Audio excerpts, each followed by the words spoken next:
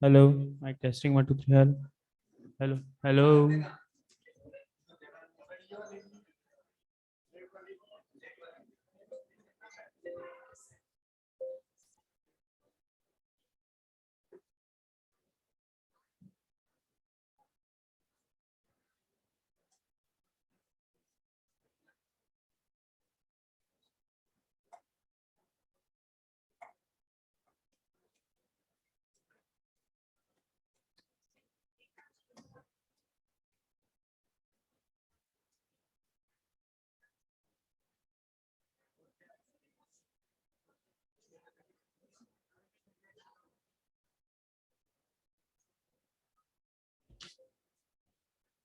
Speaker में आवाज नहीं आ रही इसकी। YouTube पे वीडियो चलाई आवाज नहीं आ रही।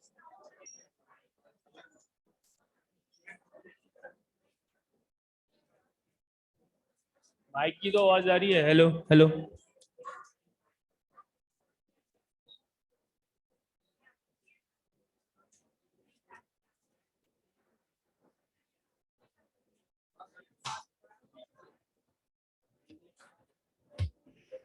फुल कर।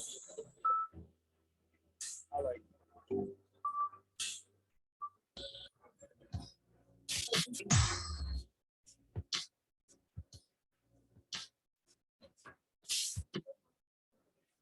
फुल करा हुआ है।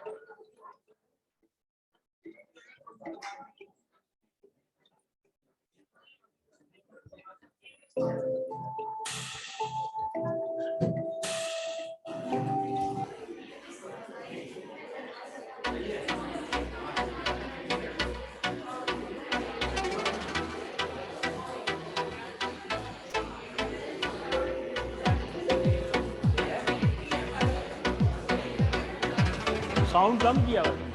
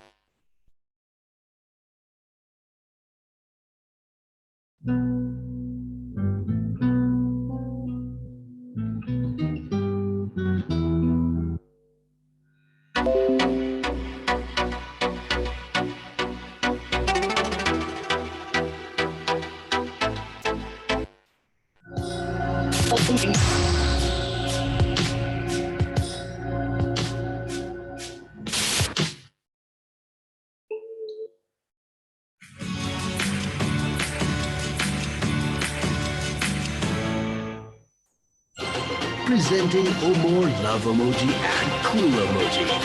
Now in freezers near you.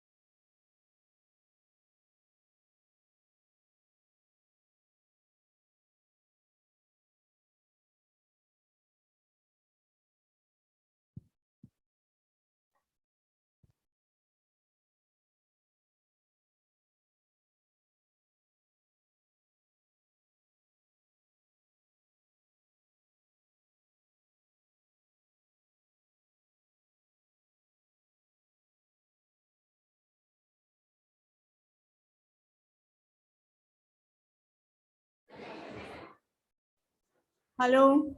Hello, everyone. Acha, can you please tell me how many of you are from fourth year? Acha, maximum are from fourth year. Okay, good.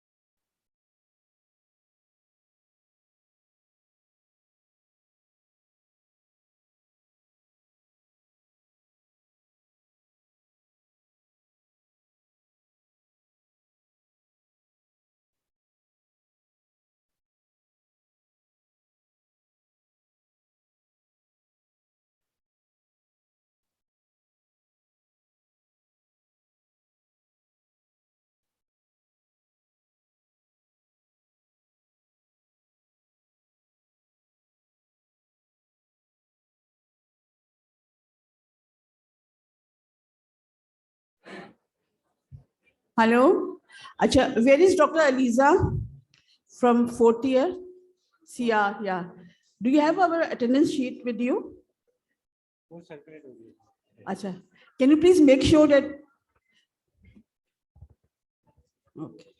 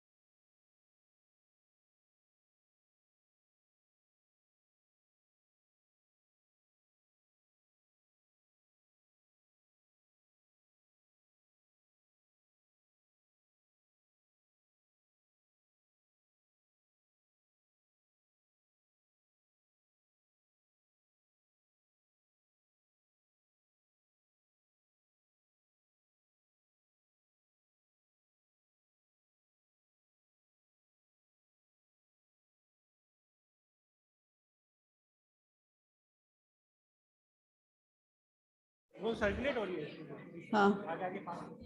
Aliza is here from fourth year. Where is Aliza? Fourth year CR.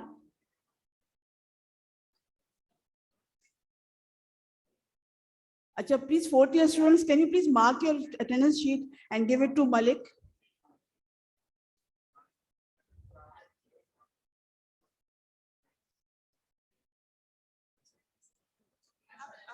presentation कैसे run करेंगे? Presentation चलेगी साथ में?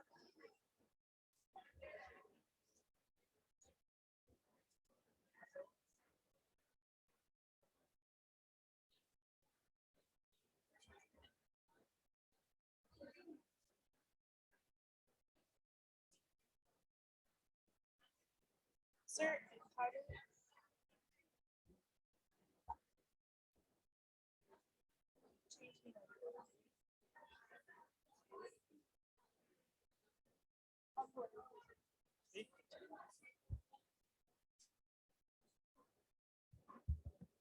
Hi, everyone. Hi.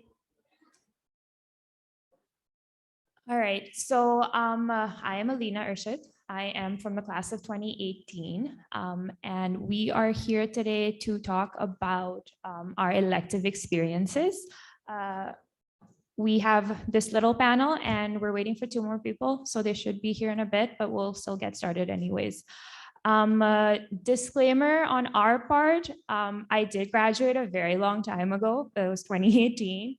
So Nober and Khadijah also graduated a very long time ago. So the information we have might not be super current, but a lot of the things stay the same in terms of the application part of it. Things have changed a little bit because of COVID. So we might not have too much information about that, but we'll try our best to answer whatever we can. We have a little short presentation. We'll go over the basics and just note down any questions you have, and please, please, please ask them in the end. We really do want you to, get it all out of your system, whatever you want to ask us, okay? Dr. Farhana, do we have a mic for them? Separate mic? Make mic. All right, so we will just start with the basics of like what exactly is an elective on all the different terminologies. So I'll have them start, and please introduce yourselves too. No, they're getting a mic.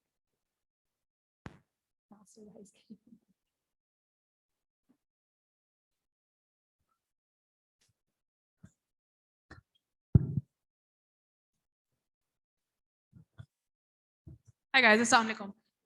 My name is Dr. Sanober Jamil. I graduated in 2019 and I have been working in AKU since. I did my house job at AKU. I'm teaching at AKU now. And primarily the reason why we did this talk was not just US based. It's not just UK based. It's for the local, regional, national, and then international electives. So this would cover all of that. So whatever questions you have, please ask us about all of them, whichever one you're interested in most.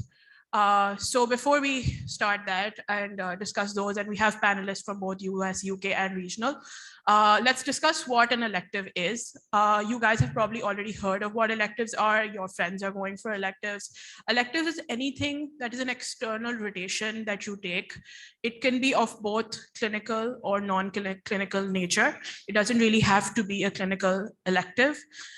It also has a demarcation in terms of time on when you do it. So the name will change according to when you're doing it. So when you're doing it from 1st year to 5th year of medical school, it can be called an observership, depending on how much you get to do in that. So we'll discuss that. It can be called an elective then.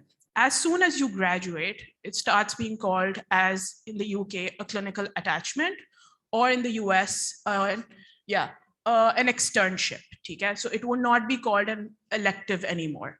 Okay? Similarly, when I said that both clinical and non-clinical nature, a clinical nature would be you taking on a rotation that you know of, you've done it in the last 3 clinical years, but of your choice or wherever you get in, right? So clinical nature could be something in cardiology, cardiothoracic surgery, depending on whatever clinical nature it is. Similarly goes for clinical attachments. They can be in a rotation of your choice. Research ones are non-clinical in nature. They can be combined as well. in the sense that a lot of my friends did a research combined clinical rotation where they were working on a research as well as going to ORs and doing clinics to gather the data. So you could have that, which usually happens in the US as opposed to the UK. Even in Aga Khan, and the elective that I did in Aga Khan was a basic health sciences research elective, but it could have, if I would have gone ahead and spoken to a consultant, it could have been both. So depends on the nature of what your contract is. And then you have an observership where the experience is strictly hands-off, where you're just observing the day-to-day lives of the wider NHS or the wider US system, where you're just seeing what is happening, but you're not really touching anyone in any capacity. Okay, so that's an observership. And then externships are similar, except that you can have hands-on in that because now you have done 5 years, you have gone through your clinical years. So this can be a little more hands-on. Similarly, clinical attachments can be hands-on as well as hands-off. So any questions so far? Abhi tak to itni zyada mushkil nahi honi chahiye because I think just note them down and then end we can do questions together. I think it'll be easier when a flow ho jata hai. Yeah, I just wanted to add the terminology is interchangeable. You'll go on like a lot of websites for these university hospitals. They're going to have that section where it says international placements or international graduate programs. And USPE, it's going to have different terms. Don't think so much about like, oh, what does it say? If it doesn't say elective, if it says clerkship, instead, look at what it says underneath it, and it will give you the description, which will be, okay, anybody from an external medical college, international or otherwise can apply to this program. And then that means you're applicable to apply for it. So the terminology will differ. It's not always going to be called a clinical elective. All right, so next we have how to get an elective. What's the way to approach it? So there's different ways. And you start off with like the most official would be through their official elective placements that are on the university hospital pages through their institution portals. Then next, along the same lines is VSLO. A lot of you might be familiar with it, might not be. I'll have them speak on it a little bit. Uske baad, mass emailing, that's when you just kind of go to the university page, go to the department you want to observe in and just email their doctors. Contacts, sometimes you have relatives, family, friends in working in different hospitals. You can ask them if they can get you a placement. And then there's different agencies. All right, so whoever, yeah, go ahead. You can start with the VSLO if you want. Okay, so I'm Dr. Khadijah. I also graduated in December 2019, and then I did my house job in Clifton and then did my step one. Now I'm working here. So I am US based as well, and that's where I want to do my residency, inshallah. So I've done research electives in both AKU and abroad in the US, and then a clinical elective in my 5th year in the US. Okay, so for my research electives, just following up on that, when you talk about mass emailing, that's why research electives and observerships, that's what you do for those two things, where you just reach out to doctors separately on their emails, write a nice cover letter, and it's a mass emailing, hundreds of emails per day. Whoever accepts you, it's luck. And if you have contacts, obviously that's going to help. Then for the clinical electives, so I went to West Virginia University and I did it through VSLO. Are you guys familiar? Do you guys have accounts on VSLO yet? No. Okay, so it's basically a portal where lots of universities all over the US have their pages, and you apply through there. Like they write on that portal, they'll say which electives they have available in each department in which months, and then it'll have all the requirements. So it's kind of like like universities have to be affiliated with VSLO, like Ziauddin wasn't previously, but now it is. That means every university that is on VSLO, you can apply to them, which weren't accessible before. Yeah, it's opened up a lot of universities to apply to now. So at our time, it took some time to get it affiliated, but you guys won't have that problem. So you apply through there, you see which ones are, or there you submit all of your documents there. So you'll have, should I talk about that right now? Which documents? Okay, so visas. Agencies, I think Anam wanted to talk about that. Hi everyone, my name is Anam Zahid. I'm from the class of 2021. So I used the agency's option to get an elective. I went for my elective this year in March. And there are actually a number of agencies that you can use. There's ACE MD, there's Med Clerkships, and I used FMG portal. So what you have to do is you go on to any of these websites and you put in your details, like whatever your preferences are according to the location or a particular field. And they usually, like every agency has their own system, like they usually end up emailing you your options, and then you can reach out to them and like get further details on what to do. And they usually like tell you if it's going to be at a hospital or if it's going to be an outpatient clinic. And so yeah. And Sadia also used ACE MD, so she can also tell you guys about that. Hello everyone, Assalamu alaikum. My name is Sadia. I'm a graduate of 2021, and so basically I'm here to tell you about I used agencies and I used the one ACE MD. So personally, I think that mass emailing is a better option because you have to pay a lot through ACE MD or any other agencies. So if you have sources, please go for that because it can get very expensive. So I did ACE MD and I had to pay $1,800. So I recommend agencies because एक फायदा ये है कि you can do in a state university, which can get you a better IMG high rate residency. So definitely I think कि वो एक बहुत बड़ा advantage है doing through an agency, unless you know someone doing in a job in a state university to go for that source. But सिर्फ एक ये फायदा कि एक लेटर हेड आ जाएगा कि आप किसी एक बड़े हॉस्पिटल में एक स्टेट यूनिवर्सिटी में काम कर रहे थे जो यूनिवर्सिटी और हॉस्पिटल के साथ एफिलिएशन दोनों है, जस्ट लाइक ज़ियाउद्दीन आगा खान है. तो I think that's one advantage. So एस और मेड क्लर्कशिप का मैं एक्सपीरियंस बता सकती हूँ because I have been through that. I use both of them. I did in SUNY downstate. So my advantage was that you can call them up और आपके साथ वो लोग एक ग्रुप वीडियो कॉल सेशन करते हैं. You can tell them what your interests are, what your weaknesses are, आप किस चीज़ में अच्छे हैं, किस चीज़ में नहीं हैं, आपके scores कैसे हैं स्कूल में, आपके interests क्या हैं, और वो आपके साथ एक personalized कॉल करते हैं और उसके अंदर जो है आपके साथ बात करते हैं. They tell you कि आप उनके साथ फिर they tell you a list of the things according to you are interested. आप उनको बता सकते हैं आपका budget कितना है, location क्या है, who do you know there that you're willing to commute, because it can get expensive at the end of the day, you know, travel भी करना है, खाना भी है, घूमना भी है, elective भी enjoy करना है. So it's better that you do a session with them, personalized session with them. With ACE, there was John, and with Med Clerkship, there was Dr. Mike, who himself was in IMG. और वो खुद अपने struggles बता सकते हैं कि किस तरह वो इंटरनेशनली आए वहाँ पे.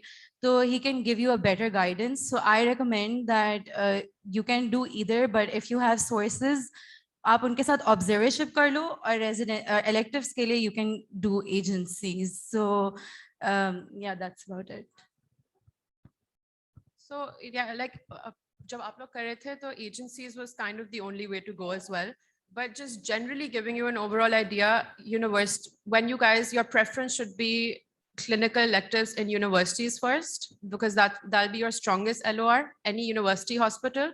Then it should be any hospital, and then it should be clinics, whether you get it from agencies or whatever. But that's the like the preference list that you guys should have, because at the end of the day, clinical के letters जो होते हैं उनकी सबसे कम value होती है. इतनी भी कम नहीं होती. Like आजकल that's the only thing available these days. So people understand, doctors there understand. But when you're applying, try for university first, hospital, then clinics.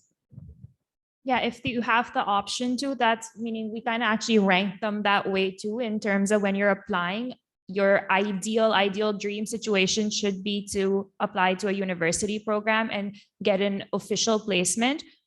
Worst case scenario, that doesn't work out, you can move down the list and then you can go through all of the other options. So I would say keep it as your last resort if you don't have any other options. Obviously with COVID, there are a lot of limitations, but you know, obviously try and try your best to find an official university program, because your end goal is to get a good letter of recommendation, contact, and we'll talk about that a little bit after this.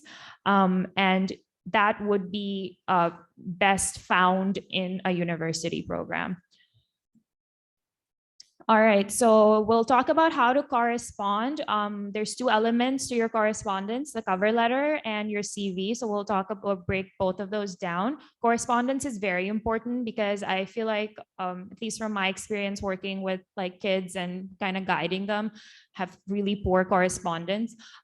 You have to be very courteous, you have to be very considerate, and those elements are important. You have to be pretty concise, okay? You can't just be like going on and on like, I'm the best person in the school, please give me this job. Like, you can't do that.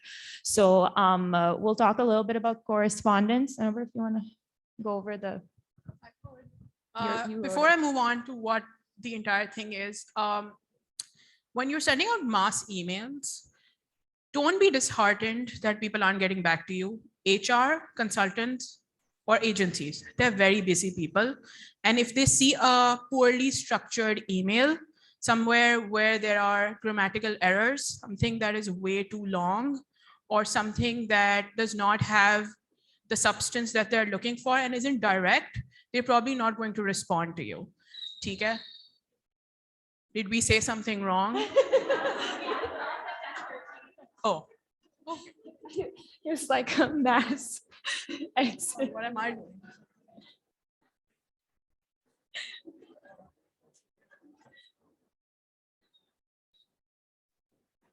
Okay, guys, so whoever's left, mostly fourth years, can you guys come aage, please?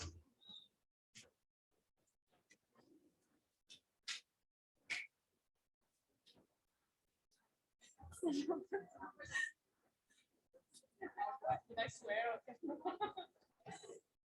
What did I say to offend you? Oh shit, I think it's grammar.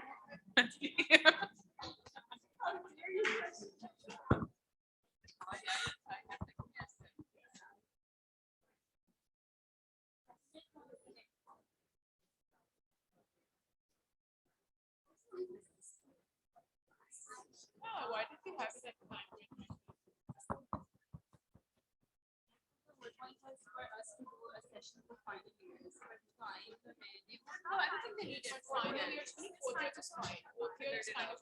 To be honest, we are just discussing this. Fourth year is our target audience because we would, yeah. Third year and fourth year is a good time to do electives in because your break is also longer after fourth year, before fifth year. That is when most of us did our electives, barring the only batch that didn't and couldn't was because the batch of COVID-19 का जो batch था, ये वाला. Yes. So इस batch के अलावा we would have pre-COVID experience and then post-COVID experiences of people who've gone and done electives. So that's why it's really important that fourth years were supposed to be here, and I'm glad that they are. So yeah, moving on to this. So if your emails aren't very direct, first of all, do not get disheartened when you don't get a reply back. So, and to maximize your chances, you have to write an email that is it's to the point.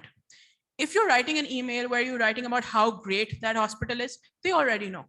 So don't send them an email saying, I'm applying to this X university hospital because you have this.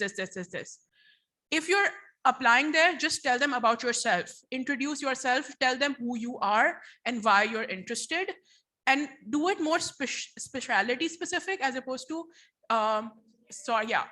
being very generic. Also, try to change every single email body, because when you make the HR is very, like, they're so prepared for this because they know, and they're reading through CVs and emails and cover letters all their lives.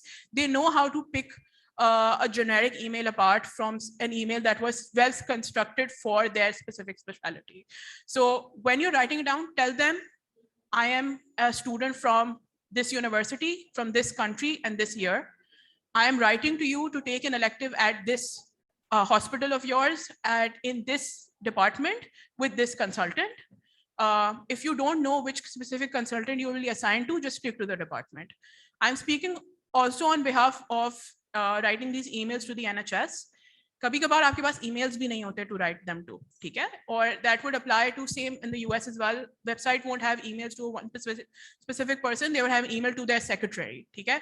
So address the secretary, address the person you're writing that email to instead of writing it to the hospital, ठीक है? Make it more personal. For example, if the secretary's name is Lisa, Miss Lisa, this is how it is. Be more personal about it. It'll look like you made an effort, ठीक है? The second thing is that tell them who you are, where you're from. I'm interested to take an elective in cardiology. Okay. In my first 3 years of medical school, it was the module that I was most interested in. And I feel like I could work towards making a positive impact on my CV or for myself and learn more about the practices of cardiology in the United States. Hence, I'm applying for this. Keep it to 2 lines. Show your interest. Don't write about, oh, इस cover letter में आपने पूरा लिख दिया, मैं जब छोटा था मेरी वालदा की death हुई because of cardiology related causes and now I just want to cure every single. No, you don't want to do that, and that's not what happened. Even if it happened, don't write it in your email. Okay? That is for later. That's for your personal statement. When you're writing a personal statement, that story will go there. HR does not have the time to listen to your sob story. So you tell them exactly what you're applying for. Ye rotation mujhe leni hai. Where are you from? Your medical background. Why are you email them? To the point. What is the purpose and plan to get out of the elective? Now, if it's an HR or if it's a secretary or if it's a consultant who knows that their university hospital will offer an elective and it's a charged elective, they will reply to almost everyone, because ye hota hai ki agar there are money associated with it, they will not see a lot of merit in it. They will take just about anyone who will email them. So I don't know if it's different for everyone, but this is usually what happens is that, yeah, they will send you the details of how to apply to the elective in that area. Okay? So that way you will follow an application process. Now to move on to what I did, I mass emailed to get my electives. I mass emailed in a way where I went to the hospital directory of the UK. It's an A to Z directory. There are upwards of 2,000 hospitals in the NHS. I looked at each hospital which was affiliated with the university. I opened their website. If they had a structured program, I got their email and I applied through that structured program. If they did not have a structured program, I went through the email that they provided in general of the secretary or their HR. I emailed the HR that I wanted an email there. I applied to 115 places and I got emails back from 26. So that's a big margin of emails that I did not get. But half of the emails I got was that this is the way you should apply. Thank you for getting back to us. This is how you should apply. Or we have some placements available for this month with this consultant. Would you be interested? Yes, I would be. Or, or regrettably, we don't have any places to offer to you for this season. And that's fine.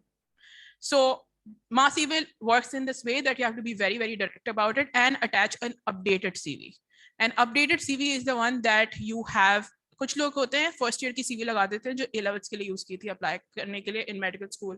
Please update your CV in the sense that जिस दिन आप apply करें उससे 1 महीने पहले तक आपने जो कुछ किया है और जो चीजें इन प्रोग्रेस आपकी चल रही हैं. For example you're doing a course, you're doing something outside of medical school, if you're taking an exam right now, mention all of that thing and then apply with your CV.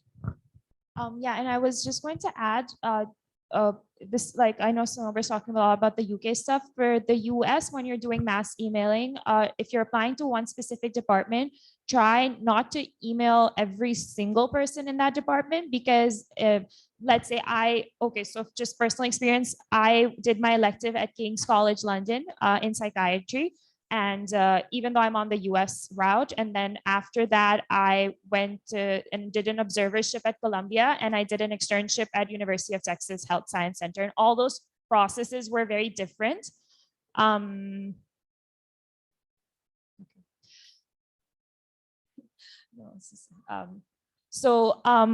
If for psychiatry, because most departments are quite small, there'd be like 24, 25 doctors. If I email all 25 doctors, chances are that it might come up in conversation, or like 2 people might speak or whatever, and that doesn't reflect very nicely on you.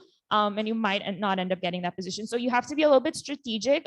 With me, I feel like psychiatry is very limited, but if you are applying, especially when you're in your earlier years, third, fourth year, and you're interested in different specialties, then go for it. Like apply to cardio, apply to endo, that's okay. But within the same department, you have to be a little bit careful about these things, because it has happened in the past where people, how would I choose?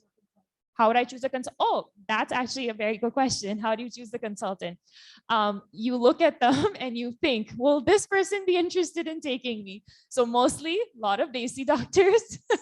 So you email a Desi doctor. You email a Desi doctor. They see a Desi name, they might be interested. Yes, if they're So Middle that's how it Eastern, usually works. If they're Indian, Bangladeshi, Nepali, Pakistani, those usually work. And the funny thing is, when I went to University of Texas, I needed a faculty sponsor, and then they let you do your externship, but you need a sponsor first, even though it's an official placement.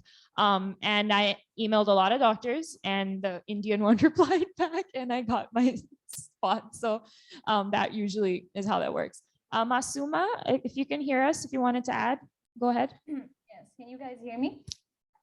Hello? Yes, go ahead. Yeah, Assalamu alaikum everyone. My name is Masuma Naseem. I'm from batch 2020, which turned into 2021 because we were the COVID batch. And I went through the elective process. I went through almost all the steps. I applied to VSLO. I did mass emailing also. So I'm familiar with all of them, and I'm sure we'll talk in detail about them. But one thing I want to point out, that if mass emailing is done in the correct way, and if you're lucky, like everyone says, that can be the most useful one to you. Because firstly, the doctor is, you know, beforehand that he or she is going to help you. And secondly, it's cheaper, right? And you know, the place, it's mostly IMG friendly and all. But of course, there are other processes. One thing I want to point out that, yeah, of course, your luck matters, but the way you approach your email and everything, all Sinover and everyone, the points that I've pointed out was pretty much what I wanted to cover. But one thing that you need to make sure is, of course, to the point, make it as concise as possible, give a proper intro of yourself, not irrelevant, but of course tell who you are and everything, and be specific. If you're approaching, Sinover spoke about UK, but US is also pretty much the same. But if you're approaching a faculty member specifically, for example, make sure, it'll be helpful that if you look into their specific researches, if you're interested, to make it more and especially if you're interested in their work, to make it as particular, as specific, you know, as personal as possible, and also sound very courteous and humble. I know these things are taken for granted, but many times these things lack in emails, and these things go a long way. And try to sound confident of yourself, because people like people who are sure of themselves, not all over the place. Don't be vague, be specific of what you want, how you want, when you want, like spoken earlier. But of course, don't sound very arrogant and overconfident. What I wanted to add was, yeah, but make sure that you sound very humble and kind and approachable, because there are, I've been following some IMG friendly, their Facebook pages, and you'll be surprised to know that this is not a very common practice sometimes, and you can lose out on a very good opportunity only because you weren't very efficient or careful in the way you approach. So this is very important. Yeah, thank you. From what Masuma said, yeah, sorry. So like Masuma said, so when I did my research elective, for example, I think I sent about 600, 700 emails, each personalized. I would research into that doctor, add their last few researches. I wouldn't read them, but I'd go over the title and a little bit and just talk about it a little bit in my cover letter that I would send them. So from like 600, 700, I got 3 research elective offers. One didn't really work out, and one was from NYU, one was from Columbia, the ones I got accepted, and I ended up going to the Columbia one. So uske andar bhi, like, just don't get disheartened. I got a lot of rejections, or mainly no answers, like no replies.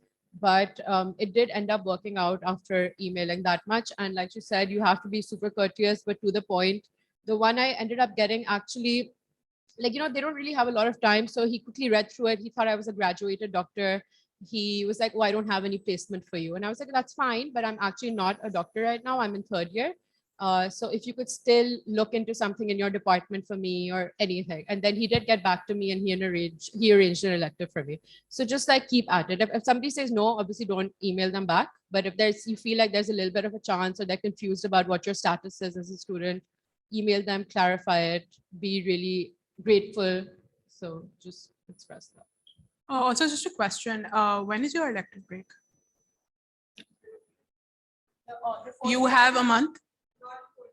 No. As an I know. I'm in fourth year right now, right? So when does fifth year start for you? And have they told you when your elective break will be? And when do you decide normally? So July, August is a problem in the sense that a lot of The local own people graduates are applying, doing yeah. electives in the US and the UK at the time, and Pakistan.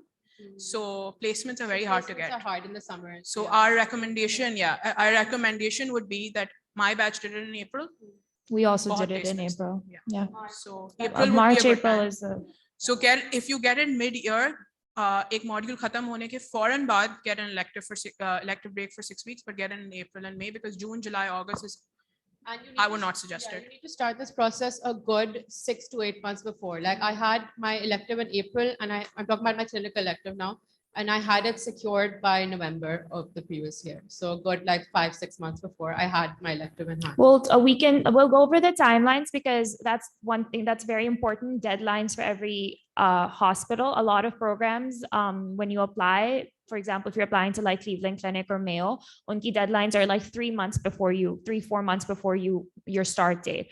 When I applied to King's, it was 1 year before their start date. So it can really vary a lot. And so this process has to start now, and you need to confirm your elective break yesterday. Now, yes. And if you're going to the UK, the timeline starts around 18 months to a year, or at least 8 months before you're going. Yeah. Because like King's, she's mentioned, King's key deadline was November for April.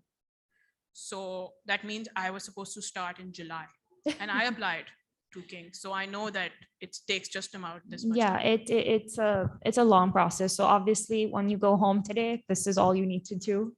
And I'd like to add that you all are listening very casually, but इस चीज में ना बहुत time लग जाता है because आप पूरी list पहले बनाते हैं. That's crazy. The list you make of which hospitals to email. हम लोग तो बस यहाँ पे mass emailing बोल रहे हैं ना. You guys have to go home and figure out कि कौन से hospitals हैं, किसकी क्या email है. इन सब में बहुत time लग जाता है. The amount of data you have to collect and how many people you have to email. Then अपना CV update करना है, cover letter लिखना है. इस सब में भी बहुत टाइम लग जाता है. So आप बैठते हैं ना लैपटॉप पे 8 घंटे यूं गुजरते हैं, पता ही नहीं चलते हैं. तो you guys should go home, start working on one step at a time. अपने CV पहले आज जाके complete करो, और emails ढूंढो, friends group बैठो, go on different websites, try finding the email, make a word document, find, share करो आपस में, और उन लोग को email करना शुरू करो. क्योंकि then you have to get your, फिर अगर वहां से acceptance आ जाता है, उसके बाद इतनी ख्वारी होती है blood work वगैरह. अच्छा, so we'll go over that. Yeah, it's sorry, go ahead. Yeah, so we have spoken about international, and I want to mention some similar details about local electives. If you want to go to Shaukat Khanum, you want to do an elective at AKU, you want to do it at Liaquat, these are structured programs. Now let's talk about unstructured. If you want to go to Jinnah, if you want to go to NICVD, if you want to go to, name some for me. You want to go to civil. यहाँ पर भी आपको time लगेगा if you don't have contacts. So if you have contacts, so then 2 weeks में you can join. उसमें कोई blood work नहीं कराना होता है, किसी visa के लिए apply नहीं करना होता, सिर्फ एक CV चाहिए होती है, right? But for AKU, Shaukat Khanum, you have to apply a year in advance for a placement the following year if you really want to go to Shaukat Khanum. Shaukat Khanum's program is really good. It's for 4 weeks. They charge you very little as well, but because it's a cancer hospital and it's also one of the finest hospitals in terms of it's a finest tertiary care hospitals. You get to see a lot of international standards being replicated here, being mirrored here, the same way you see in AKU. Uske liye bhi placements go away like this, and you have to apply a long time in advance. National electives in AKU also Yeah, will they have start. deadlines on their They have page. deadlines on their Yeah. pages. They have a national AKU elective email where you email and then you tell them that I want to join its X department. Before third year, you could have done an elective in research, but as soon as you cross third year, you can't do a research elective unless you have a contact in AKU. So at this point, uske baad fourth year and fifth year is only clinical electives at AKU, और वो उसकी भी time duration होती है that you can only do it for 4 weeks. Also, at my time, AKU had this restriction that if you do an official research elective, then you can't do a clinical elective. So I did my research elective there, I think after first or second year, but then I knew कि फिर मैं clinical elective नहीं कर सकूंगी. So you have to. And I did a research elective after my third year at AKU, and that was a combination of mass emailing. I found a doctor, and then doctor then proceeded my application to HR. Then they gave me an official elective. Again, lots of ways to go about it. But the thing that Sadia was saying, that it is a long process, it is a lot of party, but it is worth it in the end. So, you know, if you're really, really dedicated to this, it does pay off.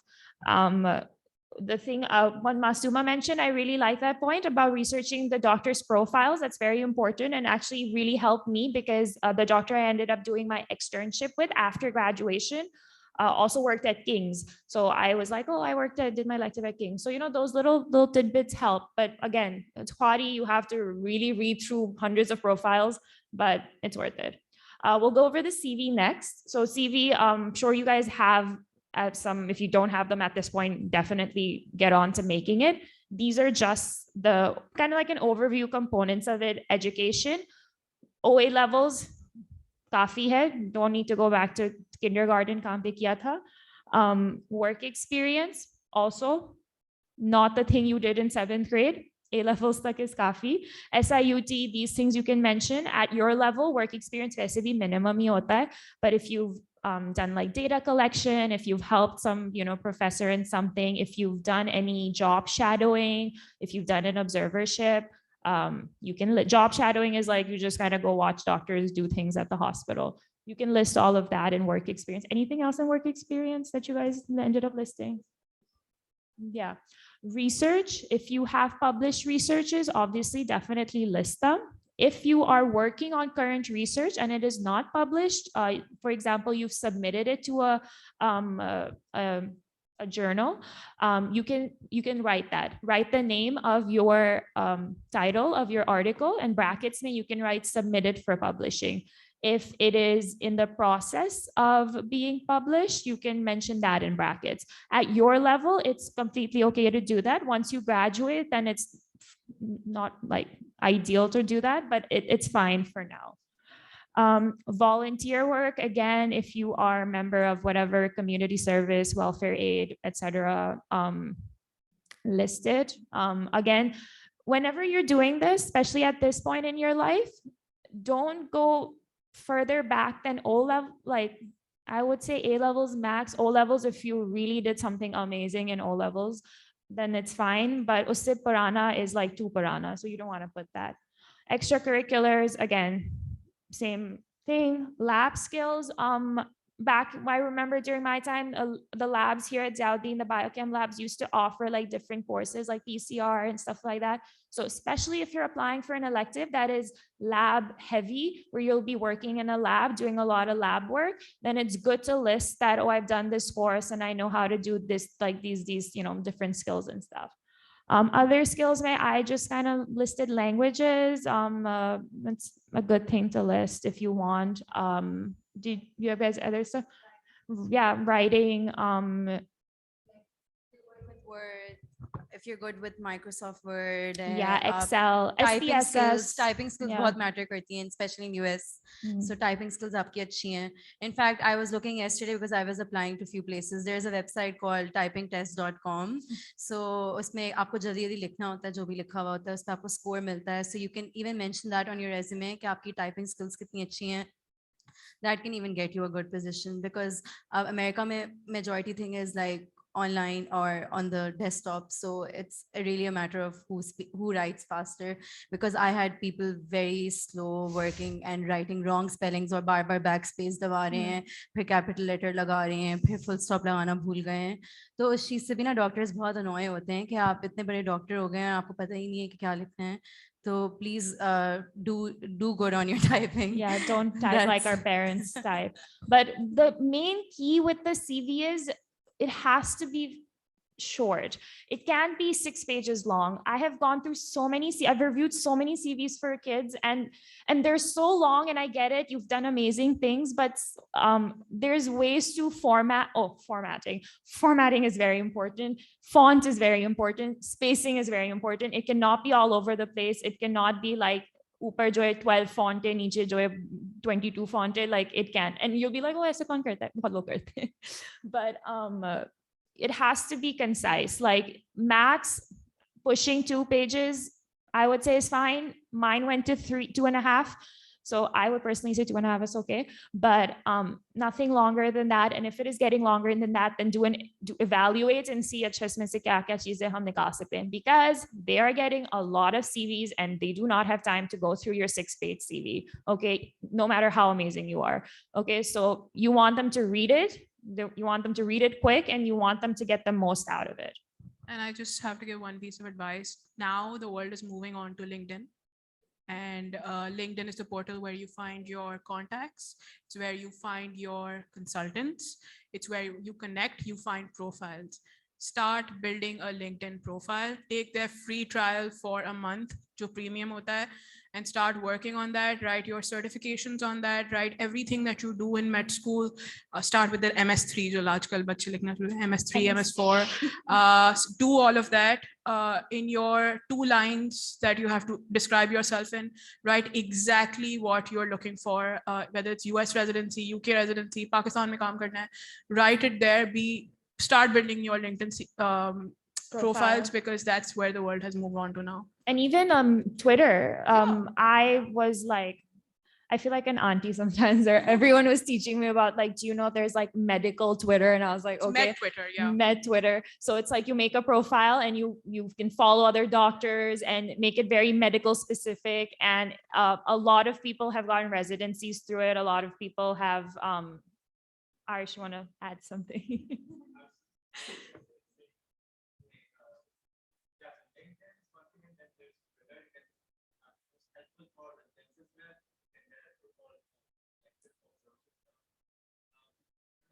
Some consultants who they really like the and they will review your profile.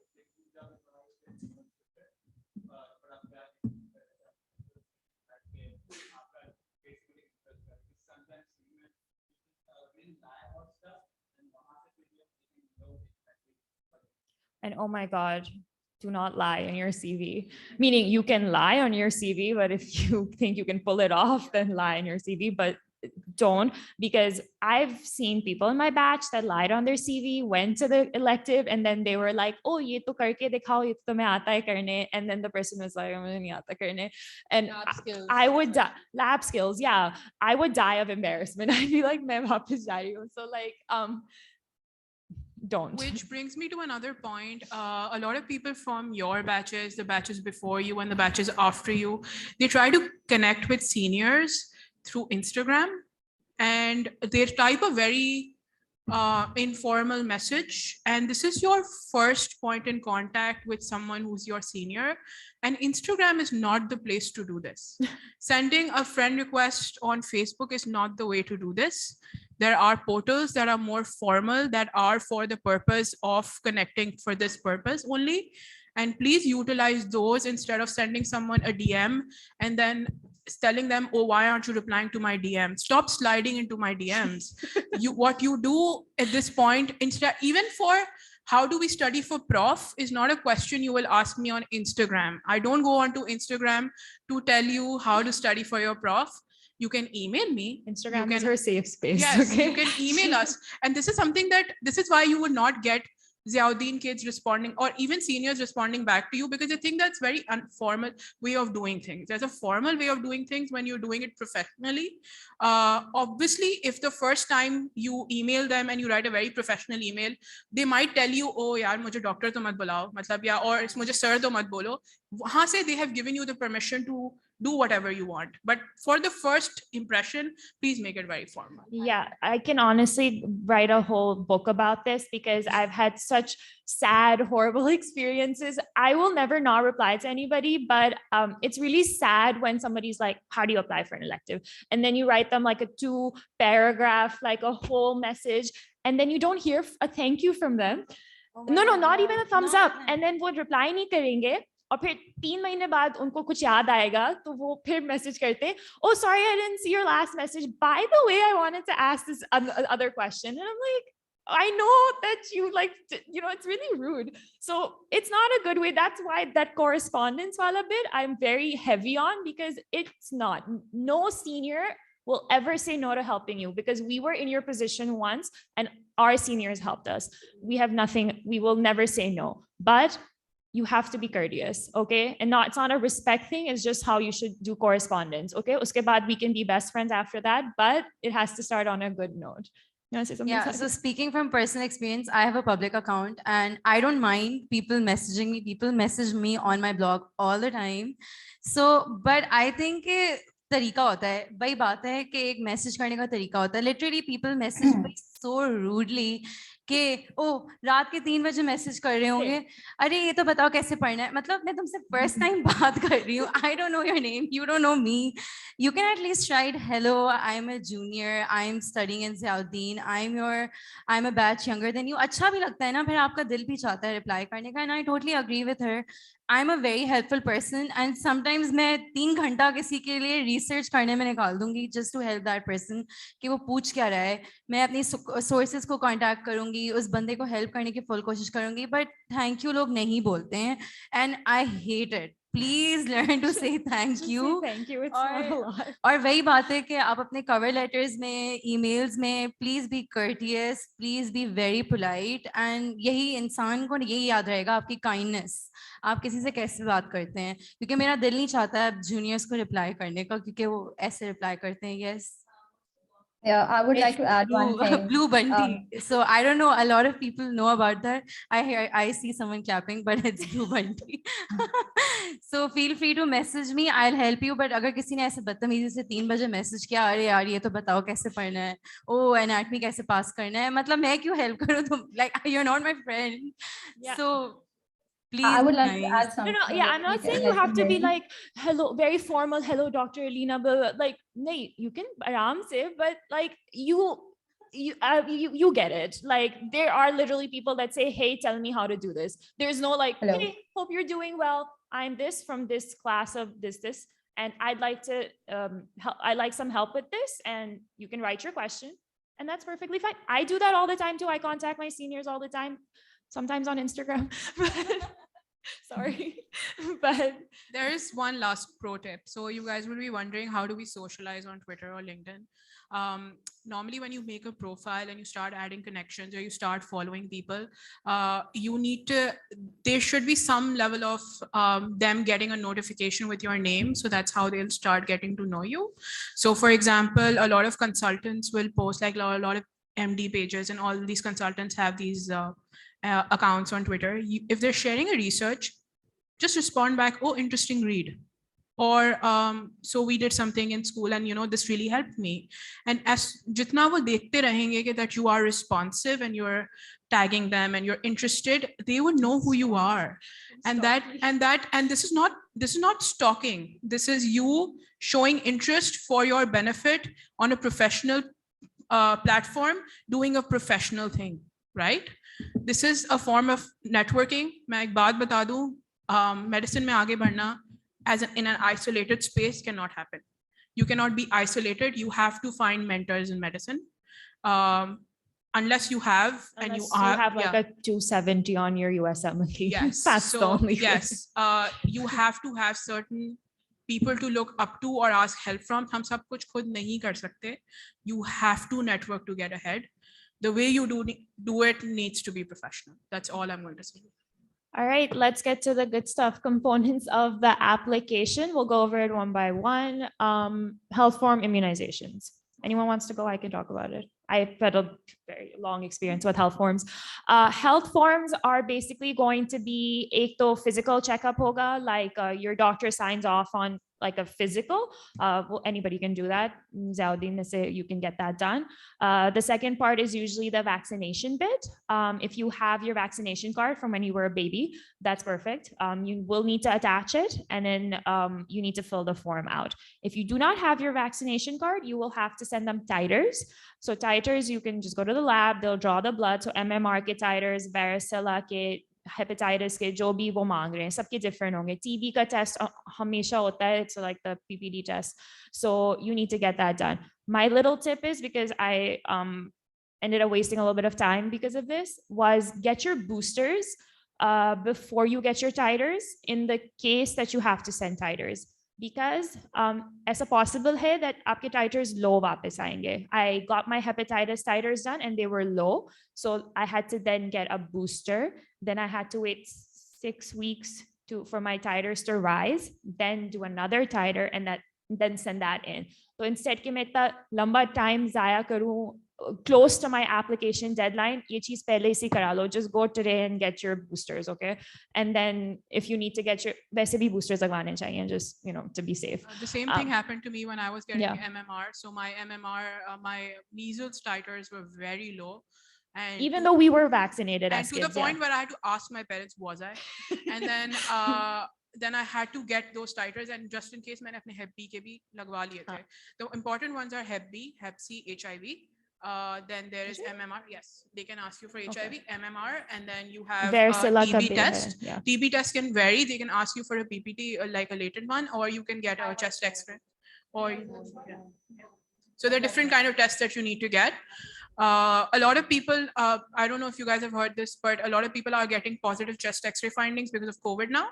So this is also something that you need to keep in mind. कि COVID के changes की वजह से कभी-कभार your X-rays might get rejected. Don't go for the X-ray one, just go for the. Yeah. So this, again, you need to start a little bit early because of this, you know, things can go haywire, and then you don't want to waste 6 weeks, 8 weeks for your titers to go up, and then because you can get the booster and then you can go get a blood test the next day, you know. So you need at this stage, to get a general idea, there's this form called the AAMC form. That's where BSLO mainly uses that as well.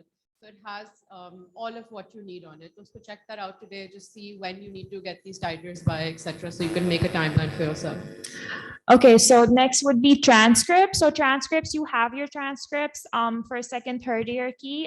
Sometimes they will ask a consolidated transcript.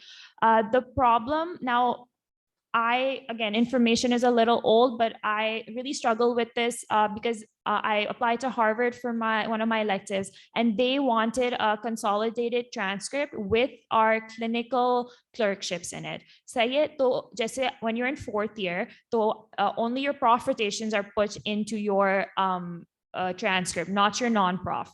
तो जो तुम्हारे gynae, obs, surgery, इनके जो भी sorry, surgery, peds, medicine के जो hours हैं, weeks हैं, वो कहीं भी noted down नहीं होते, वो सिर्फ आपकी logbook में होते हैं, you know, rough.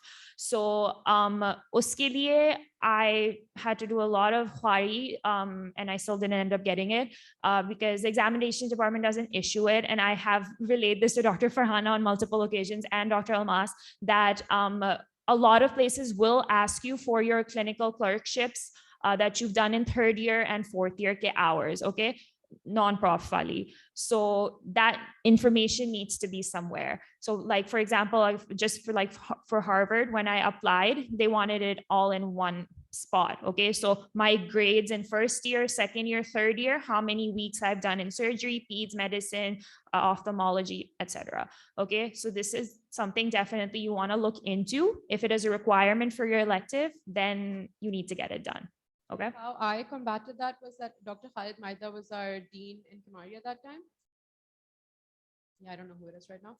But so what I did was I got a letter, and what all of us did, we got a letter made, and it had exactly like peds these many weeks, cumulative of third year and fourth year. So pura ek letter tha just saying ke kaun si clinical clerkships were done.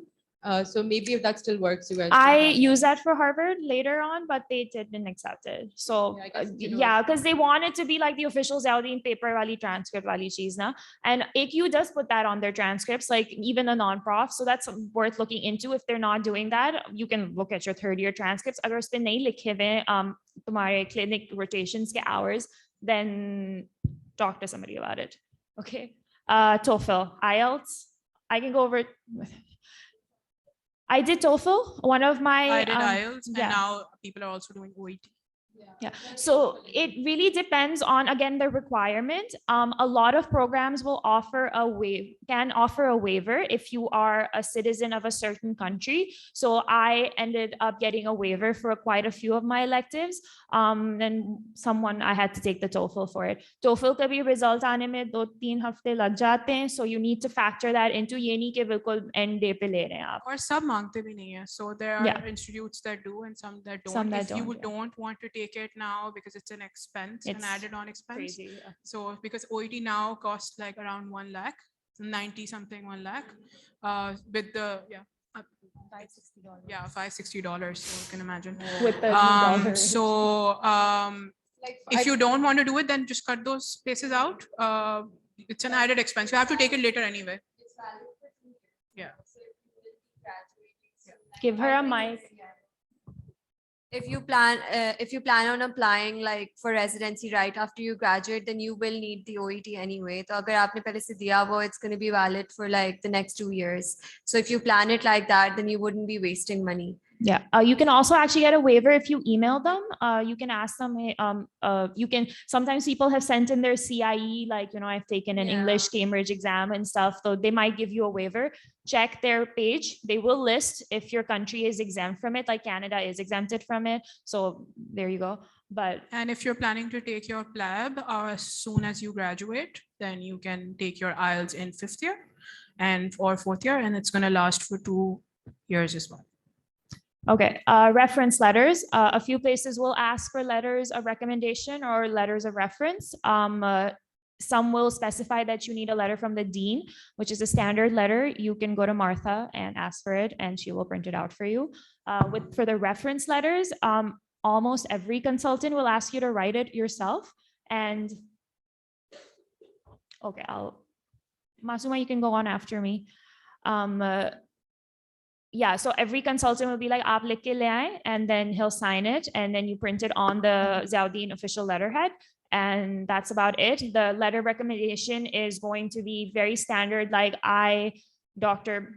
XYZ, observed this student in clinical rotation through the months of July to this, and they were great, and they were very keen on learning, very enthusiastic. Write it. If you're writing multiple, obviously make sure they're different. If you're getting reference letters from 2 different doctors and you're writing both of them, so obviously make sure they overlap nahi ho raha. But it's kind of straightforward. Just getting the consultants is the time consuming bit, because it'll be hard. वो पढ़ेंगे, फिर उन्हें आप email करते हैं, फिर वो बहुत time लगाते हैं. The best thing I think we all did, at least for me, was I would just go to their clinic and be like, please sign this right now. So if you email them, they're very rarely going to check their emails. You have to keep reminding them. I think it took me about 2-3 months to get my letters in order. Next would be personal statements. Not every place asks for a personal statement, but some places do.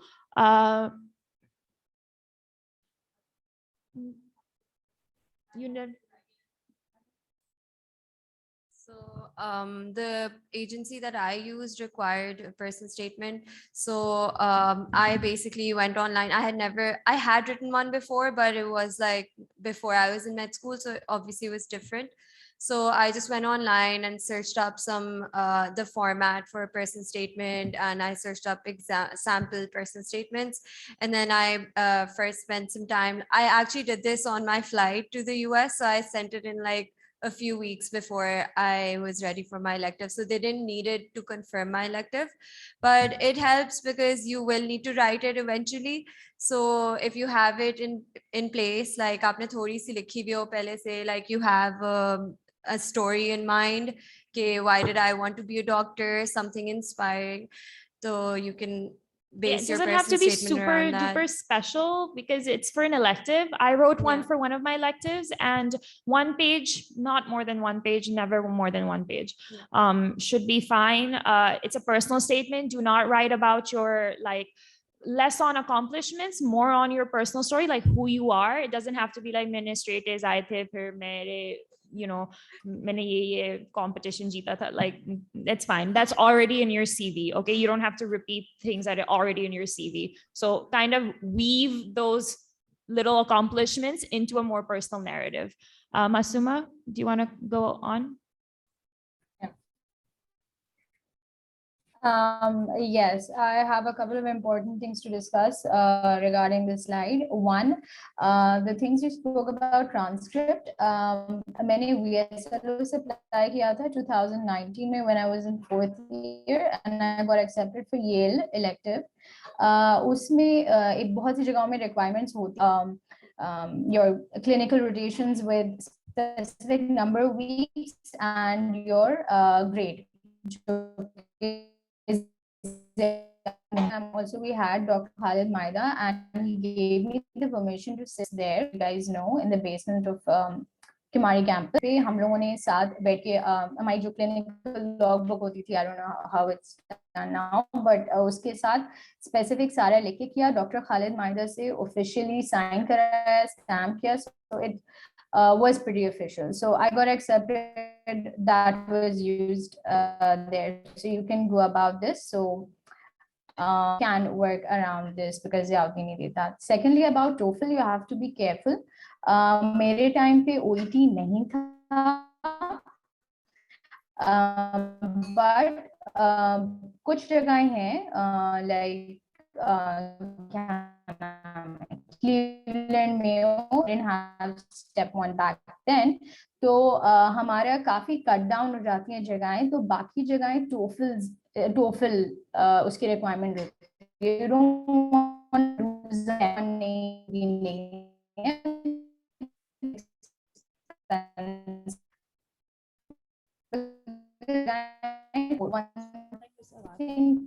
careful about सारी जगहें I applied 8 to 9 months उस पे भी places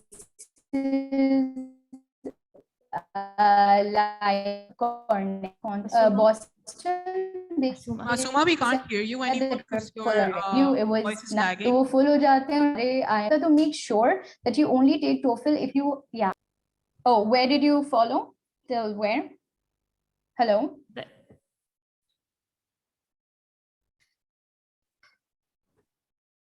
Masuma, your voice, the internet's being a little shoddy right now, so your voice is being cut. Oh, can you hear me now? Yeah. Okay, till where did you? Can you just repeat your last 3 sentences? So what I was saying was you have to be smart about TOEFL.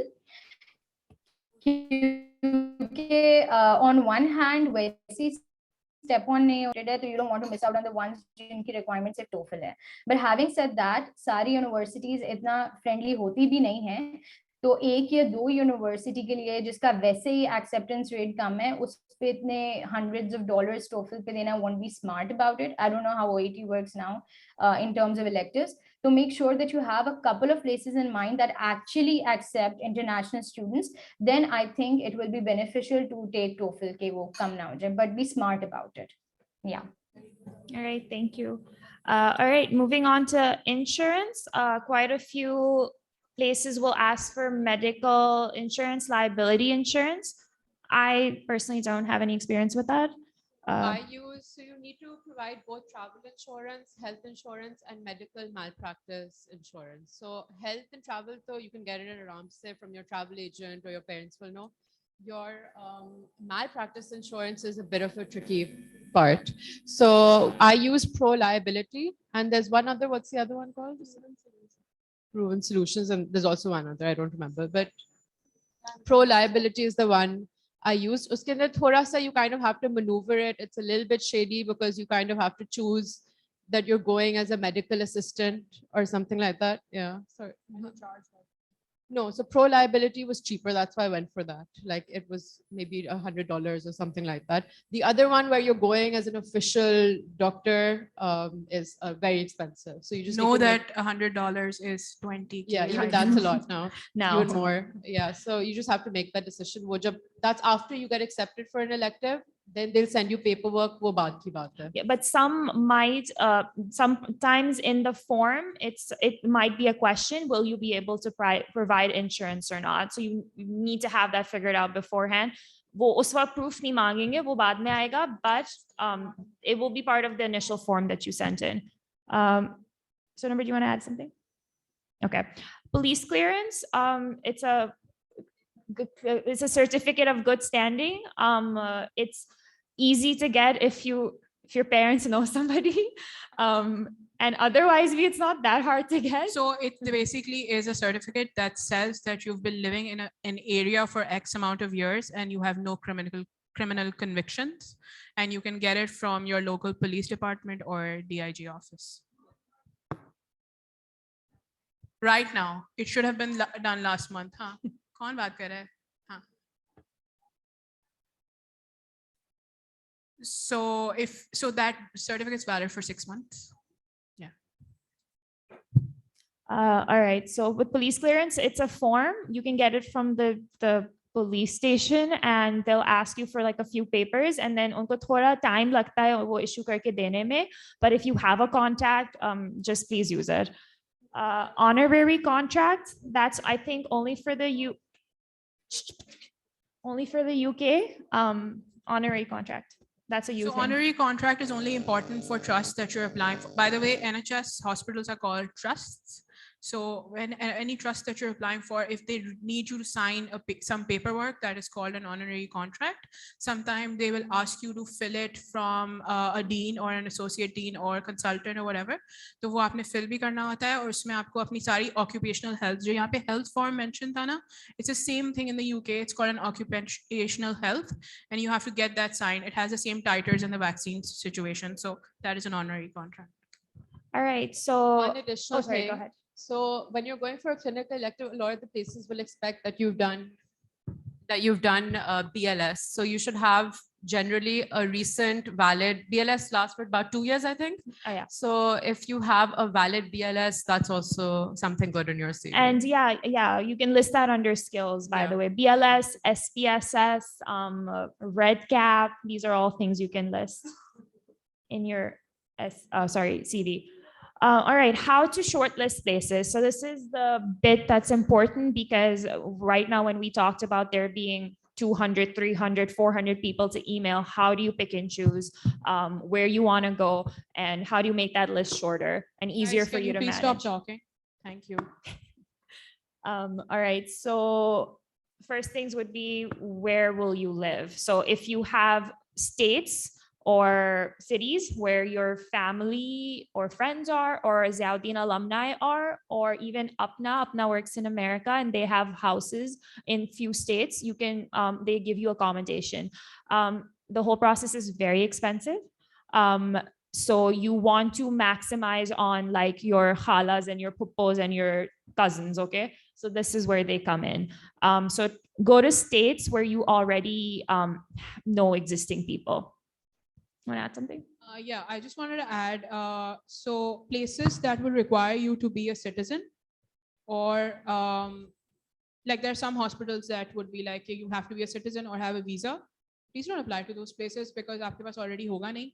So that will do that research. Don't go through the process of applying to those places if you know that they won't take you because you are not, you don't have the valid visa to enter. Because if sometimes don't even send you a letter for your visa. For your visa. So when we get to the visa bit, when you obviously apply for your visa, you need a letter from the hospital. Okay, we are sponsoring a visa. So if they're not going to give you that letter, then obviously there's no point.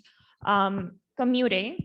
Some places are very commuting friendly. If you go to New York, it's very easy to commute. If you go to Texas, it's quite difficult to commute. So you need to take that into account. Commuting can then come around to being very expensive. If you're doing an Uber every day, it's like $40 one way. So you're spending $80 every day on Uber. Expenses, we've been over this. This entire process is extremely expensive, and this is not the only thing you're doing applying to electives. You will have to take your STEP exams, you will have to take your PLAB exams, you will have to then apply for residency, and it all amounts to some big number of like $20,000. An elective in itself will, if you're paying for it, for example, if you apply to official placements like Harvard or Yale, can be around $4,000 to $5,000. Okay. If you apply through agencies, they start at about $1,800 to $2,500, can go even higher. If you like the electives I did, £800 for the UK I had to pay, and I paid $1,000 for my Columbia elective. So it varies from place to place. So Can I be fully honest? It was probably going to cost you a year of your medical education to do a good elective. yeah, If you make like, this is expense of living, this is flying, commuting, US food. US flights are 2 right now. So a little over 2 lakhs right now. So traveling, eating, the elective itself, all the work that you get done, it costs about a year of medical school. Yeah. And so Yeah. if you are on a tighter So budget, when you're making this decision, whatever you're doing, be very sure and utilize it to your full potential. yeah, if you're on a tighter budget, then do local electives. There is absolutely nothing wrong with local electives. One thing I always like really truly believe in is like, you need to be able to sell yourself. When you apply for residency, you need to be able to be like, I made this decision because this is what I'm interested in. अब अगर आपको cardiology पसंद है और आपने AQ में cardiology का elective किया हुआ है या कहीं भी किया हुआ है, it's fine. You're showing interest. If you can't afford to go to the UK or the US or wherever, it's not the end of the world. It is a very tiny like setback, like a very small one. But if you are really committed to this profession, you will make it. IMG friendly, so apply to states that are friendly to international medical graduates for a few reasons. Obviously, number one being it's easy to get a placement there. Secondly, eventually when you do apply for residency, it's better to have done residency in a place which is IMG friendly, so you can make contacts, and secondly, you will know more people there. And it's better to have done a placement in the same hospital or at least in the same state where you eventually plan on going. So like मुझे अगर East Coast पे जाना है, अगर मुझे New York जाना है, for sure, मेरी family वहाँ रहती है, तो मैं कोशिश करूँ कि मैं वहीं के hospitals में काम करूँ. तो eventually जब मैं आगे चल के apply करूँगी residency के लिए, तो I will know somebody who will know somebody, or I can reach out to, I remember when I was at Columbia, my program director was like, I can speak to a program director at a different hospital. So it's just about kind of networking and building up that contact. So that's one way to kind of shortlist. If you're going to go into a super like racist, all white people state, it might be, difficult for you yourself. Safety, again, just check wahan ke safety profile kya hai. If there's a lot of murders and robberies and stuff, then just avoid it. A lot of my friends, I remember, went to Hopkins, and Hopkins is actually Baltimore, is don't want to sound unsafe. yes, I don't want to sound racist, but Baltimore is a very black neighborhood, African American That's neighborhood. very racist. And Okay. they're so racist, and they have the highest number of robberies. So Yeah. it's the best place. It's Johns Hopkins, but then Yeah, it's like also- one of my seniors went and she did get robbed outside of Hopkins. So, it happens.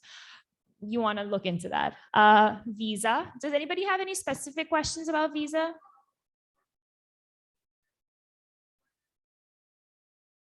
IMG friendly states would be जहाँ बहुत देसी लोग रहते हैं.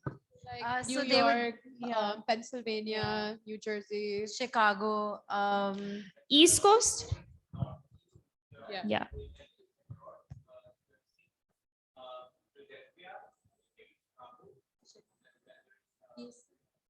Houston is very desi.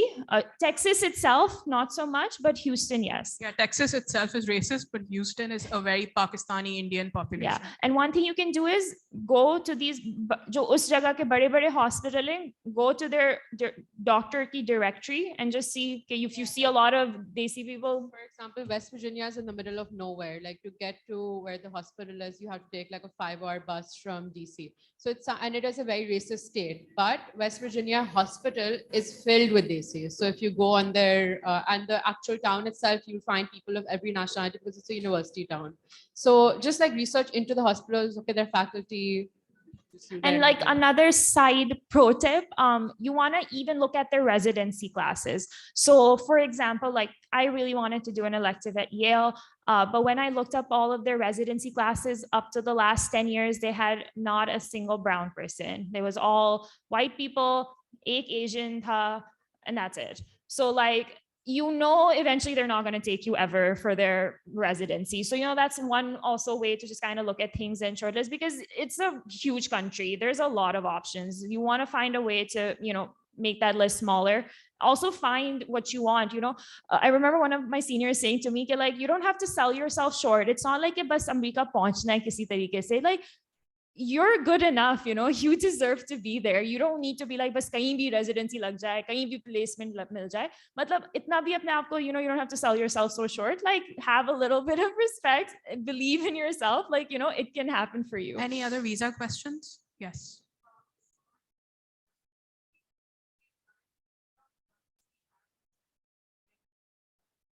Yes. You can't apply without the letter because they won't know your purpose of visit. Yeah. Are you applying for a tourism visa as a single woman? Then it's easier to get it anywhere in the world. For example, I think in like first year, second year, I'd made up my mind, okay, I want to apply for the US or try for the US. So we did a family visa. Like I pre-planned my life in that sense that I knew in third year I would do a research elective, fifth year I had a clinical. So I wanted a 5-year visa. So we applied as a family in second year or first year for the US, got it. And then I was able to do all my electives and stuff around. So if you can get a family visa, that's great. It's right now, the visa appointments are also really lagged up. So for example, if I open the portal today, I might have to see dates for May 2023. So it's just good that I start now.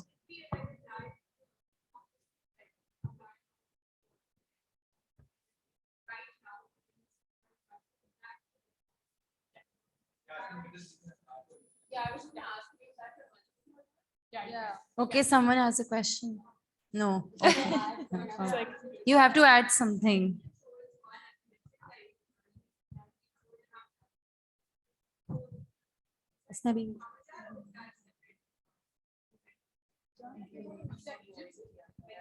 Are you applying through an agency? Yeah, so you can ask them to give you a travel insurance. They will cover that. लेकिन health insurance भी cover करेंगे. लेकिन जो indemnity cover होता है या malpractice cover होता है, वो agency नहीं करता cover. वो आपको separately लेना पड़ता है because यहाँ पे आपकी सारी travel की जो related चीजें होंगी वो cover होंगी. वहाँ पे आप जो कर रहे हो वो travel agency like cover नहीं the pro liability and stuff I was talking about. That's not a Pakistani site. It's a US based company. So there's someone in the crowd who did an emergency visa. He would like to tell his experience.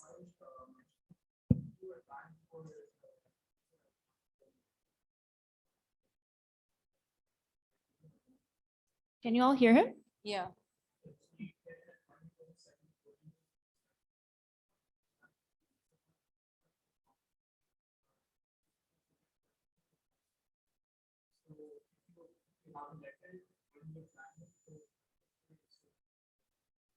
In case someone couldn't listen, he said कि अगर किसी के पास letter है तो उसको 7 to 14 days में interview date मिल जाएगी. And it's a very easy process. But I did through a family one. I found it convenient. 5 साल का मिल गया और फिर मैं जा रही हूँ elective कर रही हूँ. And I think it's just an easy way. आपको मिल जाता है. And I always have done that way. So if someone can do a family way, especially I think that advice is for the guys out there, because I know so many single guys getting rejected. उनको पता नहीं क्या लगता है कि आप America में जाके बसने वाले हैं तो वो नहीं देते हैं आपको. तो हाँ बस भी जाते हैं. But the thing is, please लड़कों के लिए especially advice है do with family. भले लड़कियां जो है letter के through कर लें, but that's just an honest advice. With no appointments, like interviews with your letter is not a bad idea even for guys.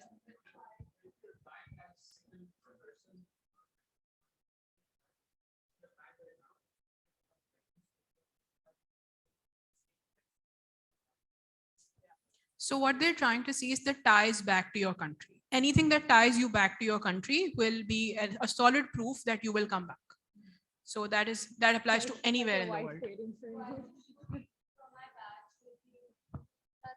Because हमारी elective dates change हो ही जा रही थी, so I think nearly like 5 to 10 people, single guys, मतलब कि अभी med school हमारा खत्म भी हो चुका था, and they still got it. Like he's one of them, and there were quite a few others. तो मिल जाता है. Yeah. Wow. और 5 years का मिला था.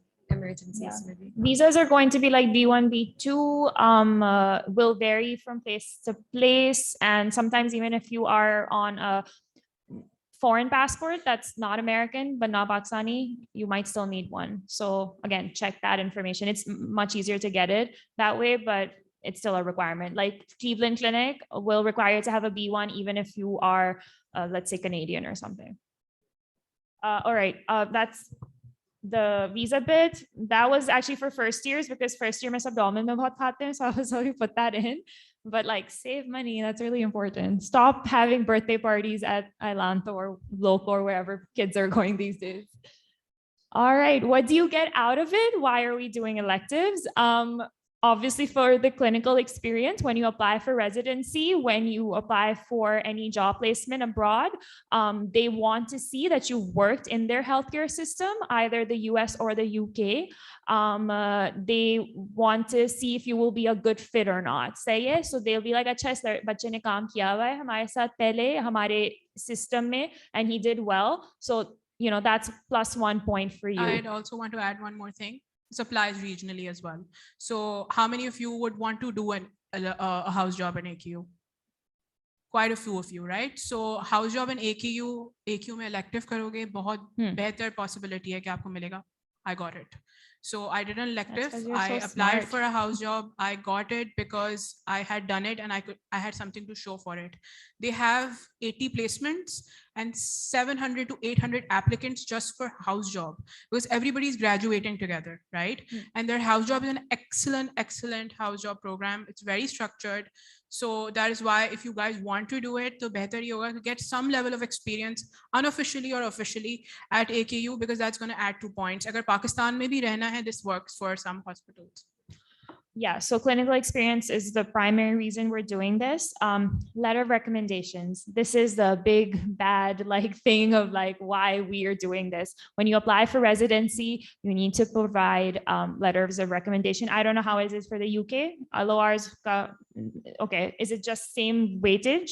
Okay, so with LORs, when you are doing your placement, once you are towards the end of your placement, you can ask your doctor, especially if I'm just going to talk about the US for now, you can ask your doctor for a letter of recommendation.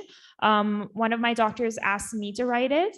Some of them will write it themselves. Most of them, in fact, will write it themselves, especially in the US. There are 2 types of LORs. One is a waived LOR and one is an unwaived LOR. So waived mein you don't get to see it. Wo directly ECFMG pe upload kar denge. Unwaived mein you can open it, you can see what they wrote. Waived is better. Waived has a higher weightage in comparison. The big question always is, how do you ask for an LOR, which is, I hate it because I am extremely shy, and for me to go up to a doctor and be like, please, aap mujhe ye letter. Okay, it's fine. You can ask, because you know what? So many kids have asked them for it. They know you are there for an LOR. So it's not like isme koi sharmane ki baat nahi hai, even though I was very sharmili about it. And the questioning or the expectation starts on the day you start. Yeah. So you lay down your objectives that this is why I'm here, and this is what I expect to learn. These are my objectives. And the end of this rotation, I expect that, you know, I hope that you can write me an LOR. So I don't completely agree with that. For the US, if you go on the first day and you say, I'm here for an LOR, I don't think they'll receive that very nicely. So for what like the advice I got and what I did was that if it's a 4-week elective, 3 weeks, Third week, come, show them that, you know, you're good, you're coming on time, you're staying late, all of that. Last week, approach them, oh, you know, I would really appreciate it if you can write me a letter of recommendation. I will be applying for residency whenever. So if you could upload it then, and then go in the details. Because personally, I feel like if from the first day you go to them and say, कि मुझे LOR चाहिए, मैं इसलिए आई हूँ, they're not going to have a great impression of you. Yeah. That's a little too direct in general, but laying out your objectives as to what you want to gain out of this could include. I think an it's for LOR. you to like kind of assess the situation and see what your consultant is like and what program you're in. When you, a lot of these agencies and clinics that you go through, they literally do this. That's all they do all day long. So वो तो foreign ही दे देते हैं. Sometimes with these other placements, especially when you do them in big university hospitals, they are actually like kind of finicky about giving you letters. Like Harvard doesn't give you one unless you think that you are worthy of it. So that will vary. You want to add Yeah. something, Sadia? What I'd like to add, I did another elective at, and that was through mass emailing. So I agree. कुछ doctors होते हैं जो खुद ही straight forward होते हैं, तो जब मैं उनके साथ ईमेल कर रही थी तो उन्होंने मुझे फर्स्ट डे ही बोला था कि I will write a perfect letter for you, I will recommend you. तो कुछ डॉक्टर्स को पता होता है कि आप आए ही काम करने उनके लिए पास लेटर के लिए. So that's also another way to go about it. Then आपको अगर डॉक्टर की body language पता है, then you know how to approach them. So that's one thing. And can you tell about the wave? Yeah, so when you're applying, so it's through ERAS. Arish would know obviously more about the process, but like you can pick, your doctor can like upload the letter directly, and agar wo, basically you waive the LOR, so you won't get to see it. So that has more weightage because you don't know okay, unhone kitna acha likha hai, whatever. So even if so what I did was my doctor told me to write it myself. So I requested him, okay, I'll write it, but can you upload it for me so that it will seem like it's been waived, right? To write, yeah. Write the LOR. वरना आपको बहुत ही generic format का मिलेगा जो सबके पास होगा. So, And the thing that comes after, so LORs, you get them and you're in 4th year, 5th year, you're not applying for a while. Not a lot of people apply right out of graduation. Sometimes you'll apply 1 year, 2 year, 3 years, whatever time limit. So what happens to those LORs? People do upload old LORs, but it's not ideal. It is frowned upon. What you want is an updated LOR with updated information and updated date.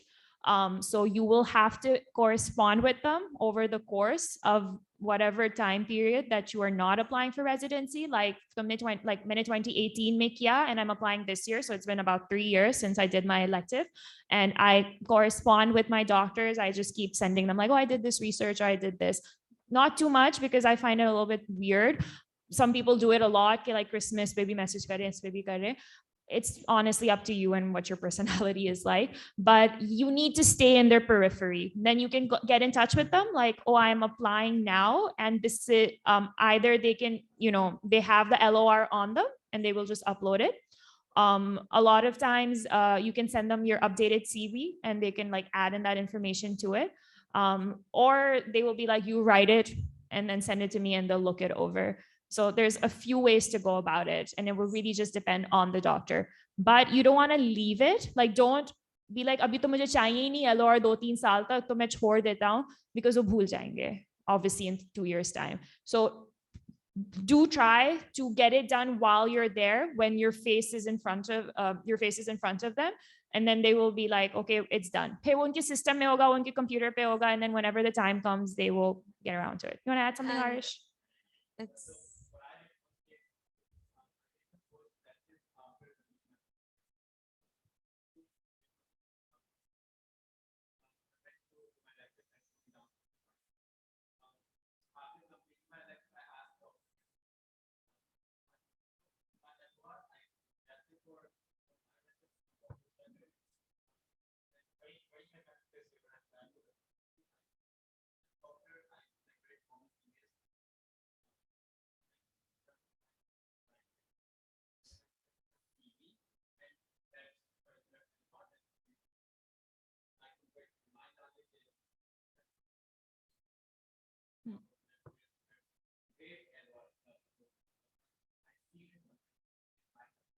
Yeah, I think वो very मतलब करता है, वो कर देंगे, like they're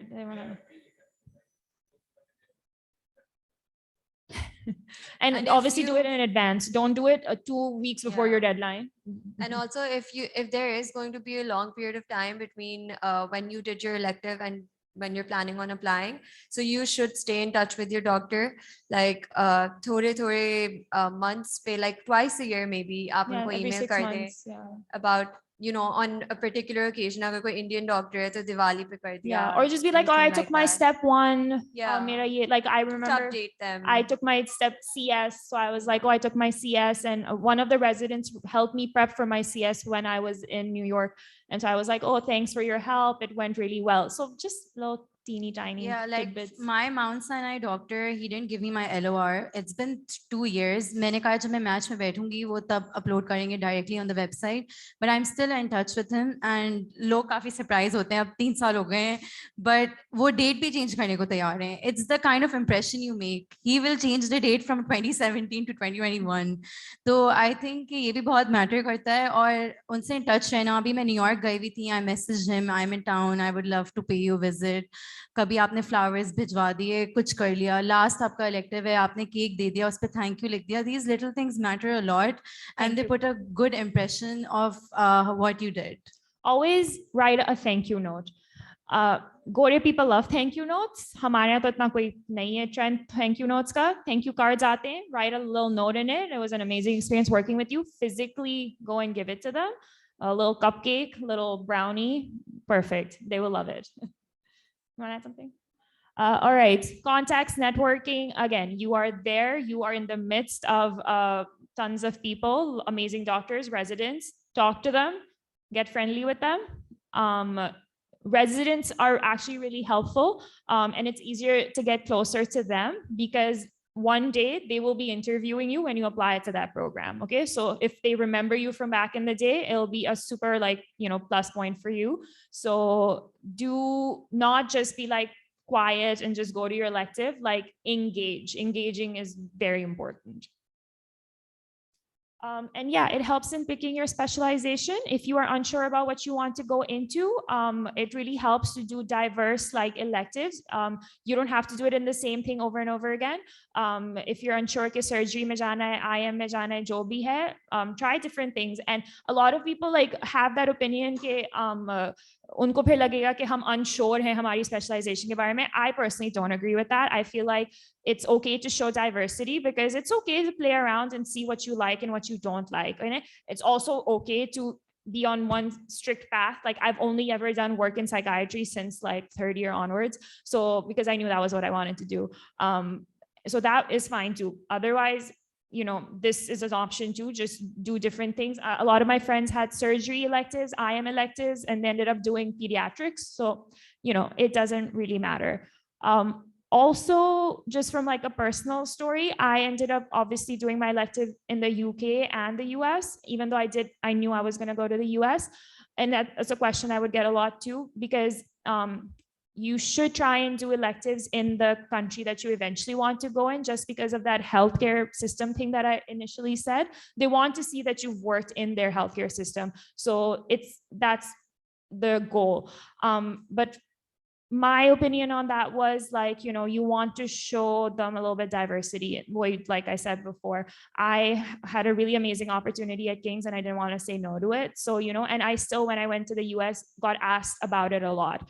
It's really about how you sell yourself and how you spin your story. So I don't think isme koi drawback hai if you do it like that. All right, when you are at your elective, how to make the most of your elective? Yeah, so you're in America, you're in the UK, you're in a hospital here. What do you do? So on your maybe a few days before you're going to join, you leave a consultant an email that I'll be joining on X date, and that's where your work and your pretense starts. Okay, I will be joining on this day and hope to see you and stuff like that. And if you could share the schedule of the following week that I'll be starting out, so that I can be more in touch with what you're going to do. On the first day, be very proper about it. If the kind of healthcare system you're in will expect you to wear lab coats, wear lab coats. If it's a system that doesn't, that means UK, you don't wear the lab coats. You go there, you get in touch and make best friends out of the secretaries, because they are the people who will be directing you. It's not going to be the consultant. They're not going to stay in touch with you all the time. It's usually the lower staff that will be. So get accustomed to that, speak to them, ask them for the schedules. The one thing that I really want to mention here is that people will go to electives and they will be like, okay, sir, main aapki ye surgery mein aa jaun, main scrub in kar loon. First day, second day, third day, weeks mein, if you are interested in surgery, can I scrub in? As a fourth year medical student, a third year medical student, a fifth year medical student, what do you know about surgery? The only thing that you know about surgery is what you have observed or maybe scrubbed in part of your surgical rotations in Pakistan. When you go there, the max they'll let you do is probably retraction, which is holding the retractor for 8 hours, 10 hours. And usme learning curve pehle 1 ghante ka hota hai, baki 7 ghante aap sirf wahan khade hote ho. They probably don't even remember that you were there in the OR because they're too focused on what they're doing. They're doing a surgery. Try to build contact time with your consultant in other places where he spends most of his time, which is clinics and wards. Participate in the wards and the rounds, present a case, ask them, can I please take a history of this patient or clerk this patient, and then can I present it to you? Or you can do the same thing in a clinic. A lot of like residents pre-round, okay, so they come earlier than the consultant does, and they do pre-rounds because when rounds start, they have already rounded their patients. So if you're feeling very committed and dedicated to this, pre-round with them, talk to the residents, be like, when do you come in, and go along with them. Then when the consultant comes in at 7 a.m., 8 a.m., whenever, then the actual round starts, and then you can take it from there. Yeah, the happiest consultant is the person who can see that you've put an effort into his patients, into their care, and you have taken some burden off of his work, right? He will not remember you for your OR time. He's not going to. You're probably not even going to remember your own OR time because it's so, मतलब आप सिर्फ खड़े हुए होते हो, आप कुछ वहाँ कर नहीं रहे होते हो, आपको hands on नहीं देंगे because वो नहीं दे सकते, वो अपने sometimes second year, third year residents को भी नहीं दे रहे होते. There are specialized people who are supposed to do it, and that's why limit your contact. Ask very good questions. Come prepared. Ask those questions. This is what will make you stand out, not going to the OR. And the same thing goes to the clinics. Clerk the patients, write the notes for them, know how to do referrals, because ye bahut zyada chalta hai in US clinics and UK clinics ke referrals karne aane chahiye. And these are the kind of qualities they look for. So when you're applying or writing it in your CV, you can mention that, I learned how to work on your system. I learned how to use your computer system, electronic patient records. I learned how to do referrals. So these are the things that will point, because they'll know, oh, he didn't waste his time watching a pancreatoduodenectomy, because that does not matter. What matters is your skills as a junior doctor starting out in whichever network you're going into. Yeah, and one thing I noticed was consultants would, like when you're in clinic, they ask you a lot of questions about healthcare practices in your country. They'll be like, oh, what do you guys prescribe for this disease? Or what do you do this for this? And I was just like, I have no idea. Because if you've done a psych rotation in Kamari, you know how intense it is. It's not. So I came back and I literally made it my life's mission to find out how psychiatry, like healthcare practices work here, and ended up doing a lot of like work, interning and this and that, because I felt kind of embarrassed. I was like, they're asking me kya aapke yahan kya hota hai? Even prevalence rates kiske zyada, and I was like, man, I don't know anything about these things, because hum wo 4 patient dekhte the clinic mein and then ghar chale jate the and karwane hayat chalega, meaning it really wasn't learning at all. So whatever specialty you're applying in, please just be a little bit informed so you sound smart when you go there. 2 more advices. Always build a personal development plan and share it. So after every week, you tell the consultant, oh, I learned this things. That shows that there's some level of interest. 5 minute lagte hain. आपने जो notes बनाए, आप constantly अगर notes बनाए तो आप लिख सकते हो कि this is something that I learned that doesn't happen back at home in my practice. That really worked for me. The other thing that works, and I would recommend this to anyone going anywhere, guys, please don't say horrible things about your institution. Please don't say horrible things about Pakistan.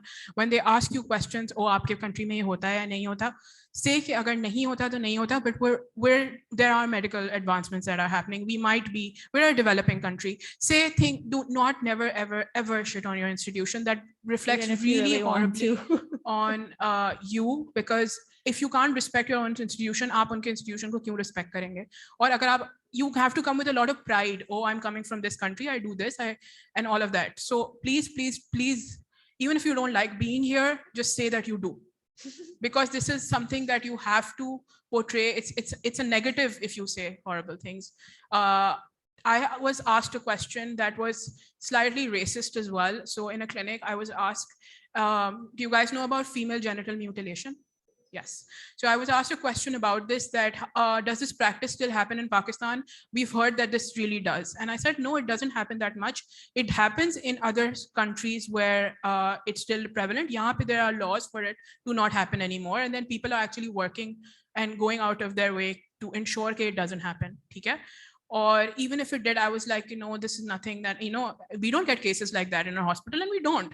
So I said that to him, that this is probably a misconception on your part. Yeah, I got in the room full of grand rounds, room full of 30 people. I got your English is very good. And I was like, I can't believe that South Asians speak the way you guys do. Yeah, we're like, we speak English. And they really like people who are holistic or are all-rounders. You can speak to them about TV shows, you can speak to them, you have to make small talk, right? You can't be all about the studies.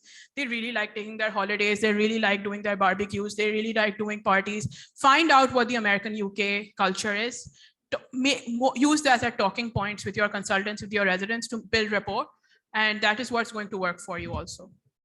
All right, any questions?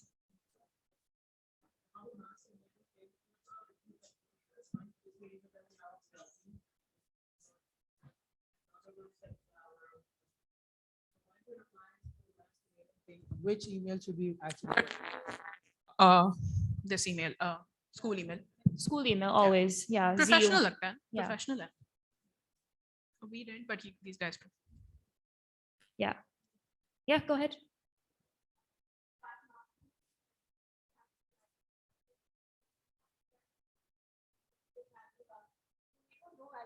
हमारा elective break कब है?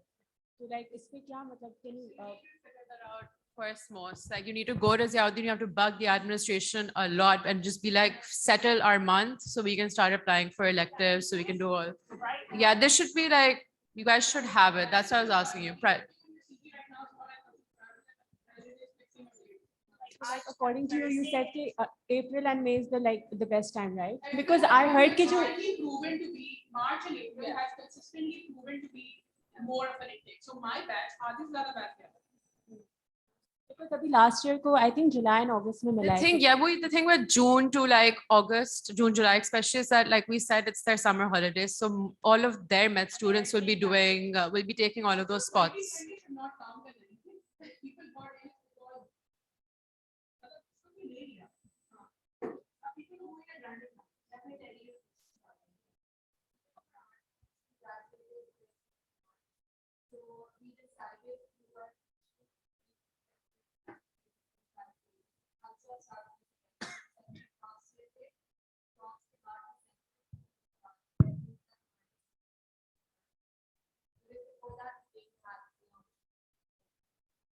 Also, like this brings me to a new question.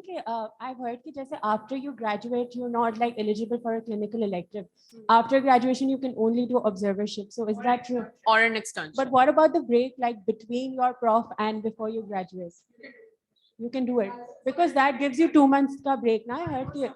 Can you like put some clarity? So yes, you can do a clinical elective in your 8 weeks off for prof break. So. I'm not talking about the prof break. I'm asking you, just say you given your final prof, but before you graduate, you have some months in between. Yes. So the date of your degree is actually the graduation date.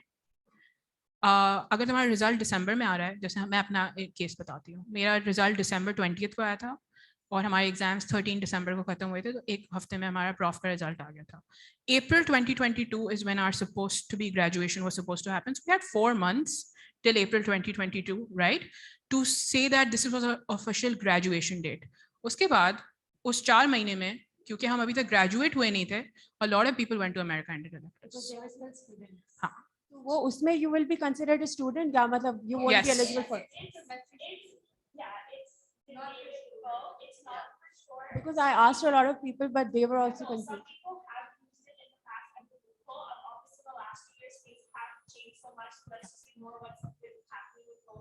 The thing is, if you are saying that I am the graduate when after the letter that like the letter from the dean says that this student will be graduating in 2018. So इसका मतलब है 2018 में graduate हो गई, अब मैं 2019 का अगर लेटर लिए जाऊंगी तो वो काम नहीं होगा. So if your letter does not say your graduation date, some people did that. They were like, this person is a student here, and their expected date of graduation is April 24th, or their graduate ceremony is on April 24th, 2020. Yeah. And then they use that letter. And can I tell you, our batch did not get a graduation. Still very sore about that. But our graduation was supposed to be April 2022. Our virtual 2020. Our virtual graduation took place in September. So technically, हमारी degrees तो हमारे पास थी नहीं. September तक. The graduation ceremony is not the year that you're graduating in. It's a ceremony. You're graduated when you took your exam. So it's a 5-year program. We just had this argument on our. But you're saying if the date isn't mentioned on the letter that we get from the dean. On your degree is whatever the date of your degree is, that's what counts. I heard from these kids, the ones that graduated in 2020, that their degree says 2021. So Yeah. they have that proof, they have that legal. My degree says I am a graduate of December 2018. So if I am going for elective in January 2019, then that is a lie. Yeah, like my batch had that advantage. I was supposed to graduate in 2020, but COVID ho gaya, to my degree 2021 ki hai. So that did give me an advantage, and I used that for as an elective thing. So if my dean's letter say I'll graduate in March 2023, can I still do my electives in December, in Jan? My dean's letter. Okay. Yeah, it says. So you could do it, but then your transcript and your other official documents will probably still have your real graduation date there. But you can try if your letter Yeah. of recommendation. Sorry? I don't know. Abhi, like I took it, so usme likha hai March 2023. Okay. Yeah, Okay. I have. that's what I was going to talk about. We got our graduation date as December 2022, but 2021, sorry. And we got a letter from the university before that saying that we can do electives till April 2022. So that's a bit of a messy situation on Ziauddin's end. Basically, Yeah, So, basically. because on your ECFMG portal, they'll ask you for like 3 dates, which one of them is like when your degree was issued, one of them is when you completed your requirements for medical diploma, and then and one of them is the graduation date. So graduation date always has to be the one that comes after the medical diploma date, and then degree issuance will be the actual like March 2023 or March 2023. But if you get a letter from Ziauddin, so the elective program, they'll accept you as a student and they'll give you the elective. And then you might have to explain that situation whenever you're appearing in your interviews or whenever you're submitting your EAS So application. it's a question mark, whole sort of situation. With the COVID batch, I feel like they were in a very different Yeah. circumstance, but with everybody else, you need to take that into account. No, people did enjoy the perks of it because it was like underground. I mean, they still go ahead and call themselves batch of 2020. Yeah. Think about it like this, you're in a 5-year program, you're not in a 6-year program. I started in 2013, so if I said graduated in 2019, then I technically say I'm in a 6-year program. So that changes everything, right? So use your grade, use your logic. पर वैसे planned होता है शुरू से कि final year में 6 weeks off मिलेंगे for an elective. So in our batch, since COVID peaked in March, which was when we were supposed to go, so we opted to delay our elective break till the end of the school year. So, but then it didn't work out in our favor because our degree still says our last just in prof ka result aaya tha, which was 23rd December. So our degree says that date, but all of us did our elective after that. So kisi ka bhi elective during med school wale mein count nahi ho raha, as far as we think. Like we're not sure about it again.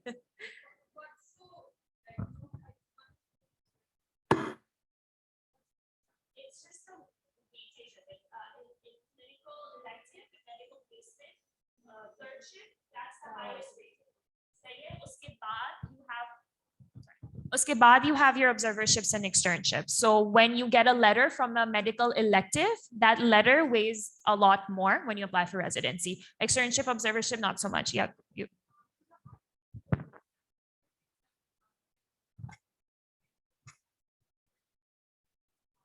The ideal, that's the only situation. Okay.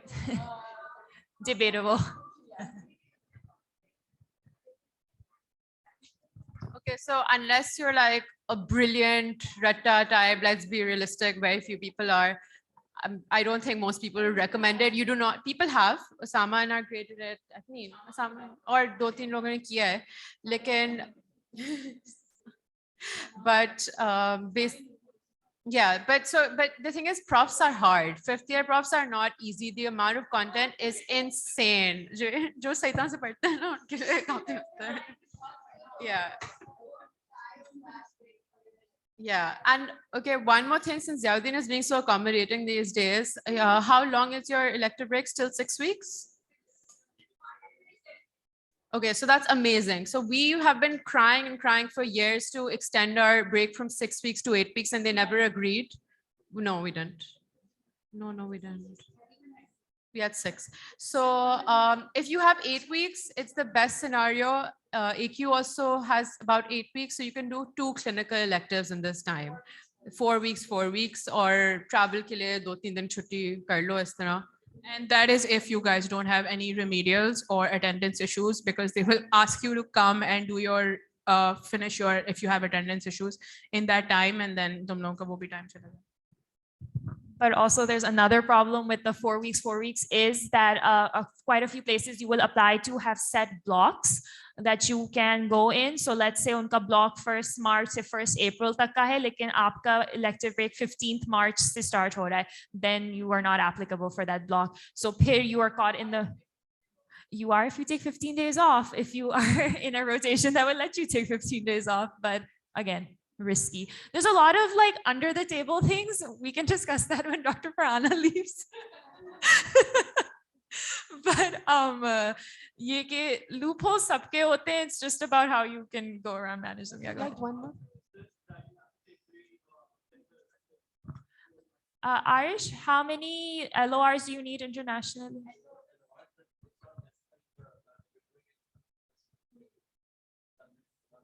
I think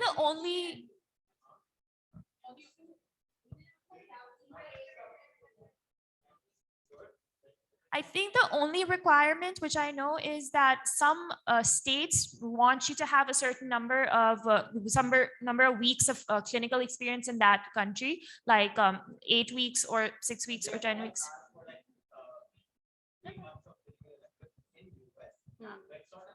It's on mandate. And as for the LORs, one elective doesn't necessarily mean just one LOR. If you're working with multiple doctors, like in a 4-week, if you're rounding with a different doctor per week, that can mean 3 to 4 LORs for you if you make good connections. So that can really work.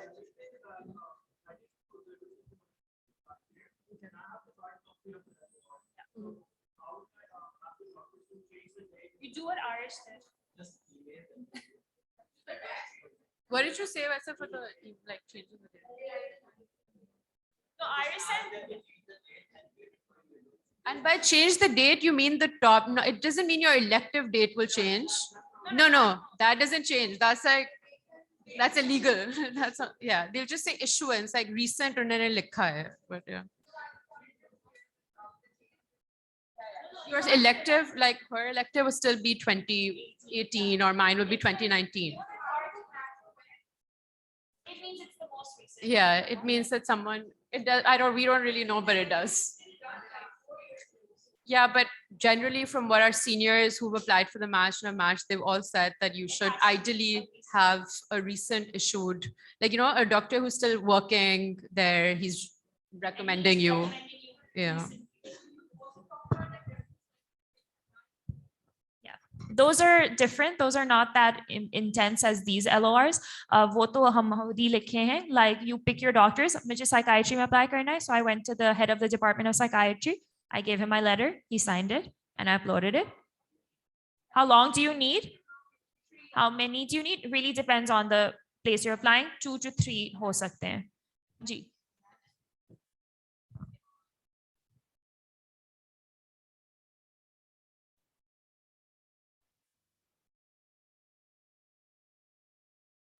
Yeah, you can if you can afford it. Yeah, no, for sure. Yeah, because you do your, yeah, because 8 हफ्ते आपको profit मिल रहे हैं तो पूरे 8 हफ्ते की जरूरत नहीं है. You can go for 4 weeks. Obviously, it's an expensive thing. आप 2 दफा fly करके America जा रहे हैं same year में. But if you can afford it, then yeah, for sure you can do that. One thing I forgot to mention, I just remembered, it was in our slides.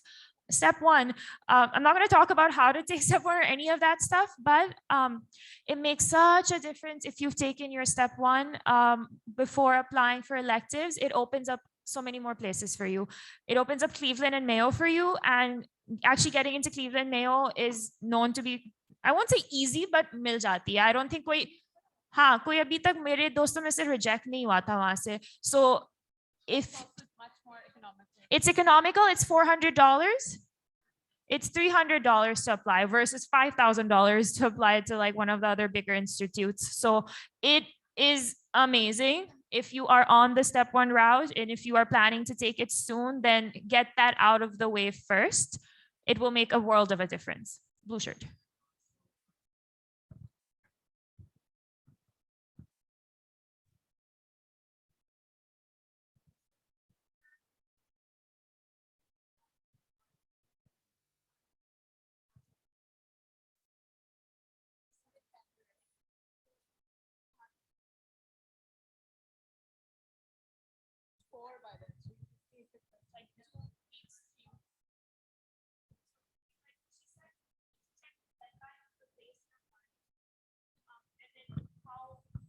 Like before you need to have applied. अगर उसको 1 साल पहले apply करना है, then you need to get your step on visa. ऐसी मुझे कोई जगह पता तो नहीं है. Cleveland और Mayo का final 3-4 months का ही window है. So काफी करना चाह रहे हैं 4 weeks elective कर सकते हैं और बाकी 4 weeks OET पढ़ सकते हैं ताकि एटलीस्ट एक एग्जाम निकल गया फिर आप step 1 दें और step 2 दें तो yeah. Another thing a few students did was, it's a little risky, but they take their step 1 in the elective break, and then they go in their prof break. No, I'm not talking about him. But a lot of my friends did that. Uska masla sirf ye hai कि you're cutting it very close. Let's say कि step 1 आप नहीं दे पाते हैं elective break में, because obviously आप एक ambitious plan बनाते हैं 10,000 चीजें हो जाती हैं. So आप elective break से भी फिर चले जाते हैं और आपकी prof break भी चली जाती है. So आप ना इधर के ना उधर के. It is risky, but if you feel like you can do it, then it's pass fail now. Honestly, you guys should just take it. Also, like, do you guys have any pre-made list या spreadsheets जिसके अंदर like seniors have compiled?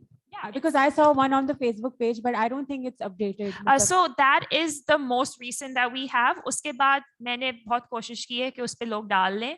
I don't know क्यों नहीं डालता है उस पे. But okay, so we made that list. It's on the Ziauddin USMLE group, and we try to update it as much as we can. Yeah, you should post it on the USMLE group or just add that into that. And we've posted it on your.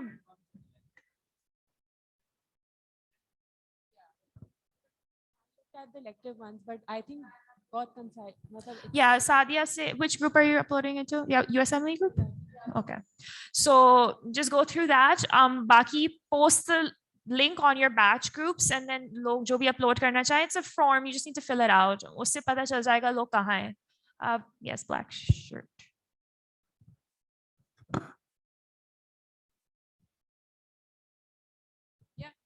So you can, electives are done on B1, B2 visas, and that's the same as a tourist visa. So if you already have one, perfect, or if you. Unless you're doing an elective that is J1 sponsoring, which is also some electives that are. So usme bhi ho sakta. Again, yes. Osama did a Yale elective 3rd year on J1 sponsoring. Yes. So you can, but those are research electives. That was his research. That's his research fellowship. He's done 2 things at Yale, 3rd year and postdoc. Yeah, it's the same visa for majority of them. Green. Yeah, go ahead. The procedure for applying over there for the UK visa, and is there any specific reason that you shifted towards USA or what about the UK thing? Because we have been mostly. So the discussing only about person US. in this panel who can answer you is me.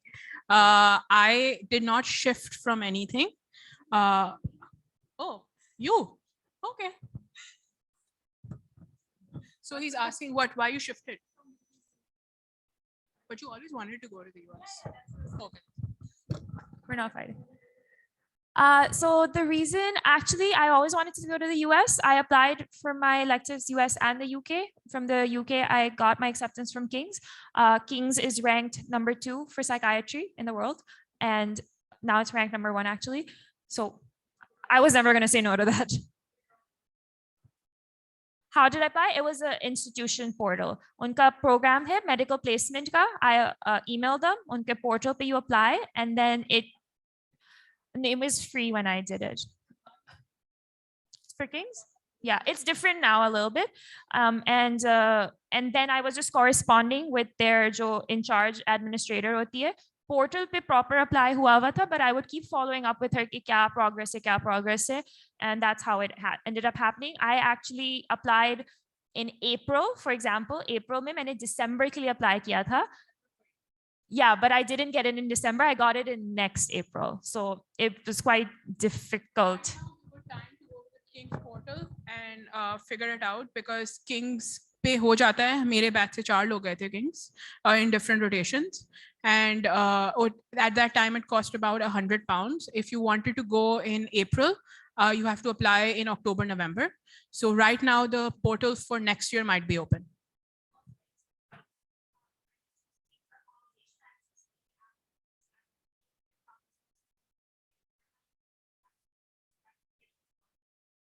But there is one thing with King's that I would like to mention, is that people who went to King's, the 4 that did, said that it wasn't hands-on at all.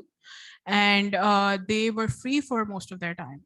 And they were made to do like clinics sometimes, and sometimes they were with the consultant, but they felt like there might have been a little bit of a waste of money situation with them. But for you,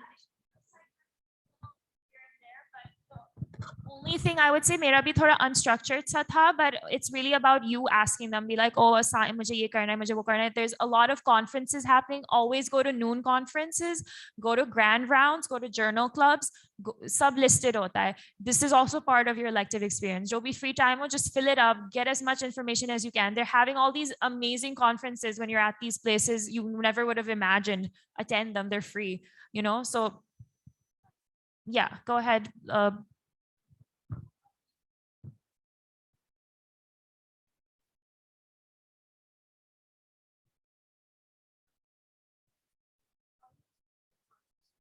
A year, yeah, a year.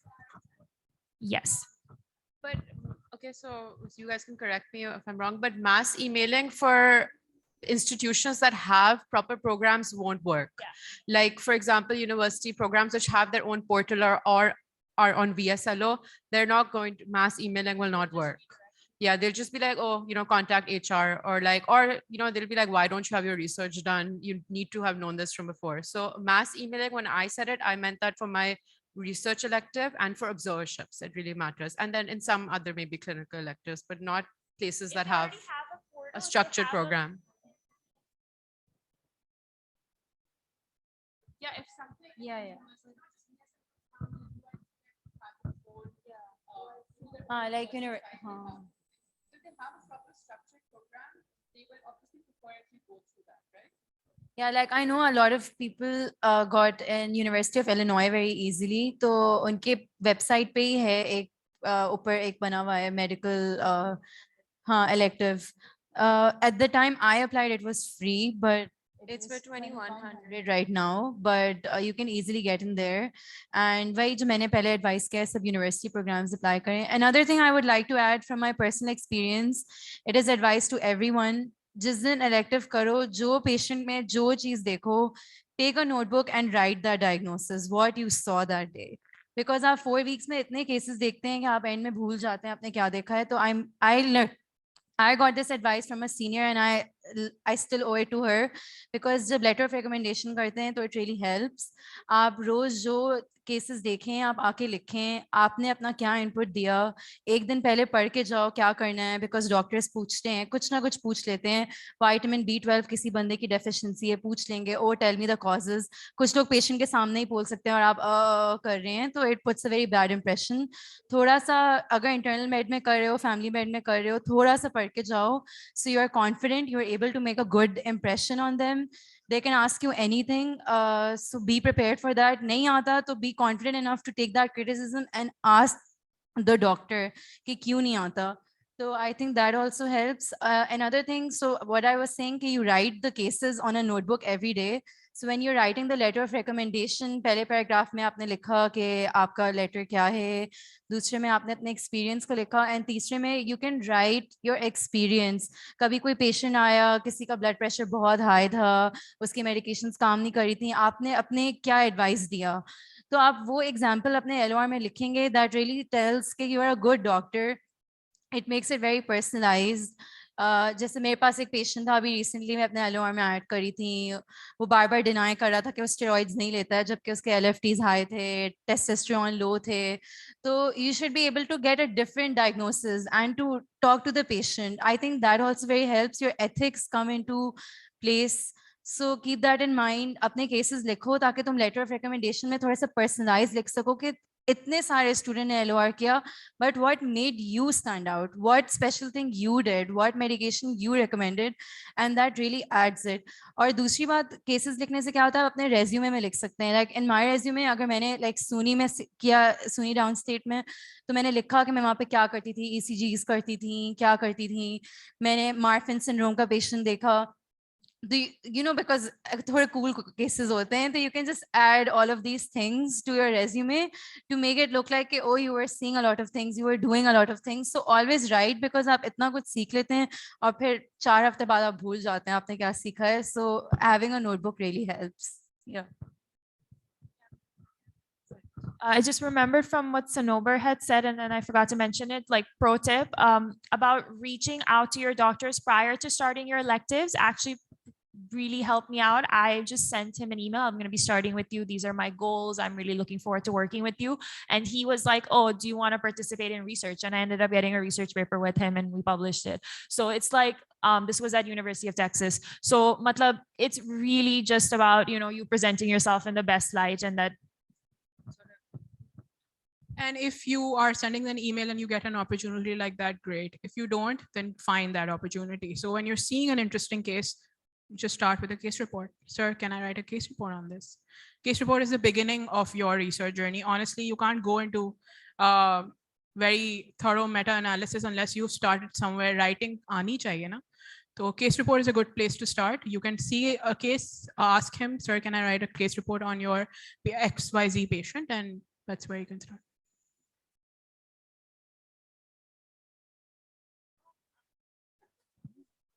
I'm very pro house job, but Okay, what you do after graduation is very much up to you and what your goals are. Honestly, nobody can answer that question for you. It's and money, of course. If your parents are paying for you, then great. Some parents don't want to. Yeah. I went to America for my externships, and I was away for 3 months. I took my CES. I did an externship on Observership, and that was about $15,000, and I stayed with family. So it really is a lot of these things. If you are going into a career, for example, surgery, then postdocs really help. A more research-oriented field, postdocs will really help. If you are sitting at home for a year with nothing to do, then please do a house job, because you do not want that gap in your CV. Yeah, go ahead. So, like I never planned to do a house job. It just happened, honestly. And up from people who've matched this year, a lot of them have given us this feedback that they are actually valuing house job a lot. It's coming up in interviews. They're really liking that you have clinical experience. You're confident enough. You know how to manage patients. So now, back in the day, the advice we got was that, you know, they don't give they don't really care about house job at all. But now this is an additional and recent feedback that it is something that, yeah, especially if you don't have clinic, because at the end of the day, it's still clinical experience, right? It's yeah, and it's really good. Yeah. It's manageable. Step 2 is manageable with house job. I think so. There's no, because I've seen people do it and they're not like, it's not problem. Not recommended at all. I want to add something. So a lot of people in my batch started out कि हमें US में residency चाहिए और हम US में residency करेंगे. And you can testify to this, that maybe like 80% of my batch ever asked a question, oh, hum step nikalenge, US residency chahiye. Didn't have concrete reasons, everybody was doing so, let's everybody do it, like sab karte hain. 5th year right now, half my batch is in England doing their PLAB 2. And I can say this with confidence that a lot of people, when they treaded on this step journey, decided to change their mind. And they wanted to do PLAB and UK route instead. And a lot of them have done that pre-house job 5th year and have realized, oh shit, it's too late, right? So, and that's why the house job will help, because if you want to go to a different journey, then you won't waste a year. I know people who decided to change their journey, they didn't have good step scores, or they thought this was very expensive, or they realized step is not for them. और फिर उन्होंने 1 साल 2 साल ज़ाया करने के बाद house job किया है, क्योंकि वो UK की requirement है अब. तो इससे बेहतर यही है कि you do it right away so that it opens paths for you. So they do, so yes, so the UK FPO program, which is the UK Foundation program, has now said that they will take fresh medical graduates. However, the placements are scarce and there are too many people who are applying from within the UK who are UK residents. So आपके लिए जगह बहुत competitive हो जाता है to get an FY 1 year, which is their house job. FY 2, which is 2nd year, you can still get into, but you need to have some level of research. You have some level of UK experience. You need to have audits, QIPs. वो हम यहाँ पे करते नहीं हैं. America के लिए हम करते नहीं हैं. कुछ लोगों को पता भी नहीं होगा इस वक्त के audits, QIPs क्या होते हैं. So for standalone program, you need that. And you need to be a very recent graduate to apply for a standalone program. And the reason why standalone programs are not recommended is because it's a year. And even UK FPO is 2 years. आप वही चीज़ अपनी house job करके 3 महीने में sign करवा सकते हो, जिसके लिए आपको 2 साल UK FPA करना पड़ेगा. So just to open the pathway for you, please, like, that's why I would say do a house job. I've seen people suffer. Like, I don't regret doing a house job at all. When I was doing it, literally till 3 months, I was like, "मैं आज quit कर रही हूँ, I need to do step 1." But now that I've done it, it's opened up so many avenues for me. I have UK as a backup. I have Pakistan if I want to stay here. Like, you know, the US journey is very hard and it's not guaranteed. Like, you know, so you do need some sort of backup. You don't have to do it if you don't want to do a house job, but it is a good backup. The other thing, as a Ziauddin grad, they will only likely take you easily if you're a fresh graduate for a house job. Baad mein, you'll be unpaid. It will be really super hard to get. You might have to do a campus. Yeah. Yeah, I was going to say they might be living here and they're going to have to do, yeah, but you know, every day. Yeah. So you just have to keep all of this. Yeah. Just consider all these things. It really just depends on what your eventual goal is. Fill up your time after graduation with something. Don't not fill it up with something. Even if you're studying for step 1, if you feel like it's going to be a long process, if you're going to take the whole year to study for step 1, do something on the side just for your own sanity. Any other questions? Yes.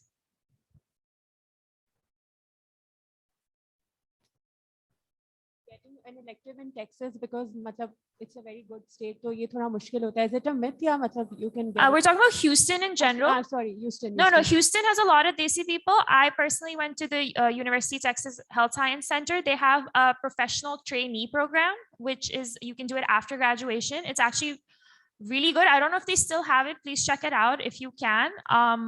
It was $400 or $300, and you can do it up to 3 months.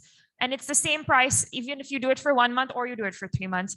But uske liye you need a faculty sponsor. So for uske liye you have to do mass emailing. Once you get a sponsor, then their HR will process you. That is after graduation, you have before. I did this after graduation, yes. Before also. There is a version that you can do during school also. Uske unke page per hai, you can check it out. Anything Apart else? from that, or be as a university hospitals there, right? That are in Houston and that. unka That acceptance are? rate, in Houston. Yeah, there are. People have done observerships at Baylor. You can check that out. Again, observerships is more of the mass emailing route. By the way, like, if you guys want to leave, that's fine. We can just do one-on-one questions to wrap it up. Any big questions left? Yeah.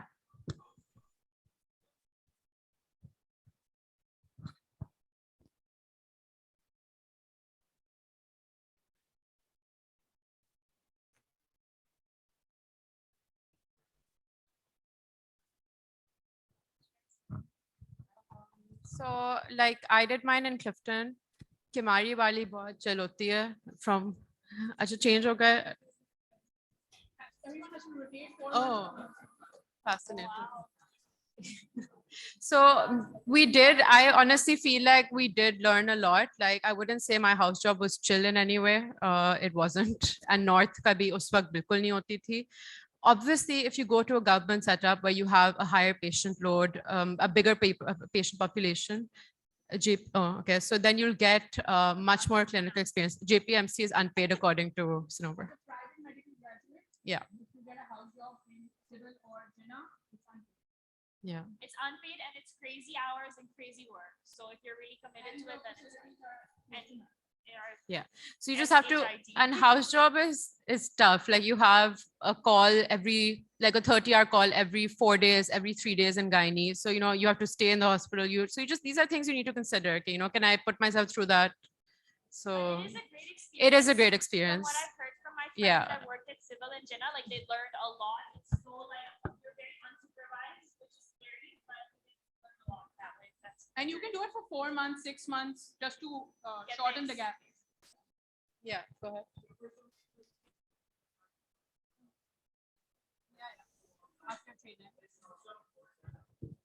So if you want if you have a provisional license and you take the NLE, something along the. When you're an MD, then practice anywhere. As an MD, yeah, you don't need a PMC license for MD.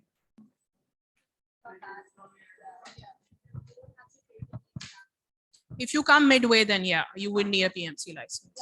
If you're coming like your DG residency, then you're like. If you don't complete your residency, then come back and on. If you have to get into training, but otherwise. And the same thing goes for the UK. If you take all the MRCP exams, then you're exempted. Anybody else? Any questions? Yes.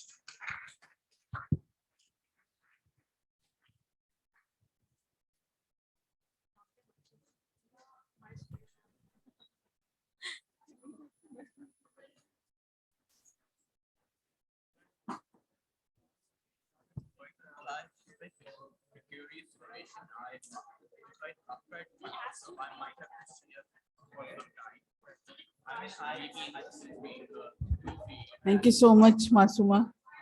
Sorry, मेरे ख्याल में आप यहाँ पे in person सब हो रहे थे तो आपको शायद टाइम कुछ नहीं मिल पाया. आई होप कि आपको टाइम मिला होगा. नहीं, no problem. It's okay. Thank you so much. It for was a great joining us. session. Thank you.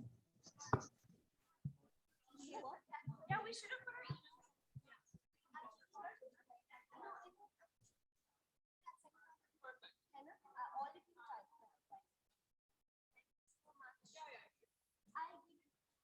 So I had a question. Who is actually supposed to approach when wanting to confirm our election?